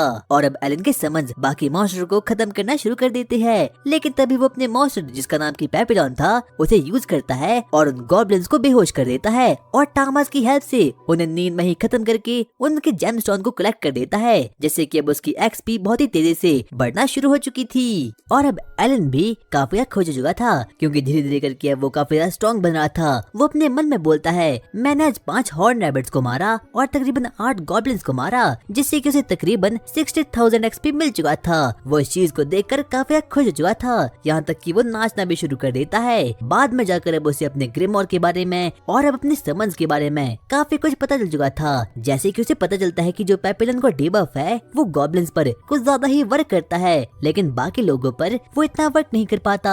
यहाँ तक कि अब उसे अपने ई रैंक के समनर्स के बारे में और अपने डी रैंक के समन्स के बारे में भी काफी कुछ नॉलेज हो चुकी थी। और अब तो रात भी काफी ज्यादा हो चुकी थी। वो अपने हॉकिंस को बोलता है, तो आओ, क्या तुम लोग तैयार हो, हम लोग वापस से ग्रैंड निक पर निकल जाते हैं। लेकिन तभी वो हॉकिंस मुझे साफ साफ मना कर देते हैं, क्योंकि इस बार एलन बिल्कुल भूल चुका था कि उसके पास जो हॉकिंस है वो ईगल है, ना कि उल्लू, इसीलिए वो लोग रात को देख नहीं सकते। और रात के समय एलन अपने घर भी जा नहीं सकता, क्योंकि वो रास्ता भूल चुका था। और अब 1 महीने के बाद अब एलन काफी स्ट्रॉन्ग बन चुका था। वो एक शॉप में जाता है जहाँ पर कि वो 3 आयरन बॉल्स को खरीदता है, और वो भी 60 सिल्वर कॉइन में, ताकि वो उन गॉब्लिन्स को खत्म कर पाए और एक के बाद एक करके अपने समन्स और अपने लेवल को इंक्रीज भी कर पाए, क्योंकि जो कोई भी आयरन बॉल्स होते हैं ये काफी ज्यादा डैमेज करते हैं। और यहाँ तक कि अब तो उसका लेवल 12 का हो चुका है और उसका अटैक पावर और बाकी चीजें तकरीबन 300 तक पहुँच चुकी थी। और अब वो अपनी जिंदगी में काफी अच्छे तरीके से लेवल अप करना भी सीख चुका था। वो वापस से रात के समय कैसल में जाता है, लेकिन तभी उसकी मुलाकात वहाँ पर अपने बटलर से हो जाती है। वो उसे बोलता है, मुझे आपसे कुछ बात करनी है। आगे हम एलन और बैरन को देखते हैं। वो लोग अब आपस में बातचीत करना शुरू करते हैं, जहाँ पर कि बैरन एलन को बोलता है, एलन, तुमने पिछले 2 महीनों में हमारे लिए काफी अच्छा काम किया, लेकिन मैं जानना चाहता हूँ कि तुम अपने फ्री टाइम में क्या करते हो। और अब एलन के पास कोई भी दूसरा ऑप्शन नहीं बचता, इसलिए ना चाहते हो उसे बैरन को सब कुछ साफ साफ बताना पड़ता है। वो उसे बोलता है, मैं कुछ नहीं करता, बस मैं फॉरेस्ट में जाता हूँ और कुछ मॉन्स्टर हंटिंग करता हूँ। और उन लोगों को लग रहा था कि जो एलन है वो सिर्फ और सिर्फ कुछ हॉर्न रैबिट्स को मारता होगा, लेकिन ऐसा बिल्कुल भी नहीं था। इतने में ही एलन उन लोगों को बोलता है, मैं रोडिन द बोर हंटर का बेटा हूँ और इसलिए मैं कभी भी हंटिंग करना छोड़ नहीं सकता। और अब बैरन और बटलर को भी ये चीज काफी ज्यादा पसंद आती है। वो उसे बोलते हैं, तुम चाहते हैं कि जो कोई मॉन्स्टर मीट तुम मारते हो, तुम उन चीजों को हमें बेच लो और बदले में हम लोग तुम्हें 1 सिल्वर कॉइन देंगे। जिस चीज को देख करके अब एलन भी काफी ज्यादा खुश हो चुका था।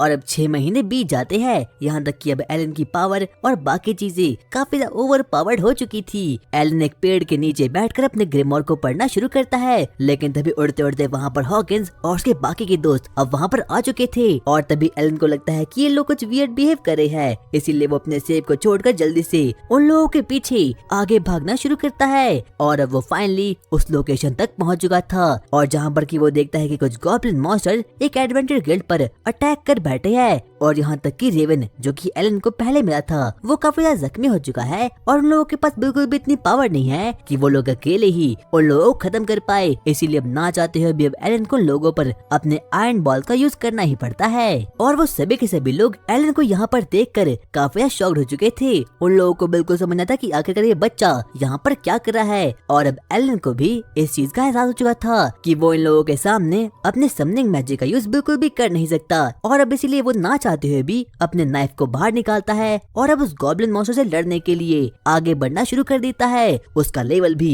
अब लेवल 12 का हो चुका था और उसका अटैक पावर और उसकी एजिलिटी भी अब 300 लेवल की हो चुकी थी। इसीलिए वो एक के बाद एक करके अब हर एक गॉब्लिन को खत्म कर देता है। और अब रेवन की हालत भी काफी ज्यादा खराब हो रही थी। लगता है ये ट्रायल ऑफ गॉड को पास नहीं कर पाया। और तभी एलन भी अब वहाँ पर जाता है और तभी वो अपने ग्रिम और मैं से उसी लीफ ऑफ लाइफ को निकालता है और तभी वो उसे रेवन पर यूज कर देता है, जिससे कि अब वो फाइनली एकदम हील अप हो चुका था। और यहाँ तक कि उन लोगों को अपनी आंखों पर बिल्कुल भी विश्वास नहीं होता कि किसी के पास इतनी ओवर पावर्ड मैजिकल आइटम भी हो सकती है। ठीक है तो मैं चलता हूँ। रुक जाओ, तुमने मेरी जान बचाई है, इसके बदले में मैं तुम्हारे लिए क्या कर सकता हूँ? बस मेरे बारे में किसी को भी कुछ बताना मत। और क्या तुम मेरे लिए ई रैंक की जेमस्टोन को कलेक्ट कर सकते हो? हाँ हम लोग बिल्कुल कर सकते हैं। और अब इतना कहने के बाद अब वो लोग अपने अपने रास्ते पर निकल जाते हैं। और अब धीरे धीरे करके एलन को अपने ग्रिमोर के बारे में और अब अपने मैजिक के बारे में काफी कुछ नई नई चीजें पता लगनी शुरू हो चुकी थी। वो सबसे पहले अपने समन हॉकिन को वहाँ पर समन कर देता है और वो उसे बोलता है, हॉकिन मैं जानना चाहता हूँ कि तुमने पिछली बार मेरे ऑर्डर को फॉलो क्यों नहीं किया? क्योंकि पिछली बार एलन ने उसे ये ऑर्डर दिया था कि उसे कैसे भी करके कुछ मॉन्स्टर के ग्रुप को ढूंढना है जिसमें कि तकरीबन 10 गॉब्लिन शामिल हो। लेकिन हॉकिन उसे वहाँ ले गया जहाँ पर कुछ जरूरतमंद लोग काफी ज्यादा मुश्किल में थे और जिससे कि एलन को एहसास होता है कि जो कोई भी उसके समन है उनके पास अपनी फ्री विल है। और रात के समय सेंसिल एलन के कंधों पर बैठकर कुछ तो निकाल रही थी। अगले स्प्रिंग मेरी बहन मिहाई यहाँ पर आने वाली है। और जैसे ही एलन इस चीज को सुनता है तो वो काफी डर चुका था। तो गाइज आई होप तुम्हें वीडियो पसंद आई होगी और अगर तुम्हें इस एनिमे का पार्ट नेक्स्ट चाहिए तो इस वीडियो पर 600 कमेंट्स पूरे कर देना। और अगर तुम इस वीडियो को हाइप कर लोगे तो मैं उतने ही जल्दी इस वीडियो का नेक्स्ट पार्ट ले आऊंगा। तब तक के लिए बाय।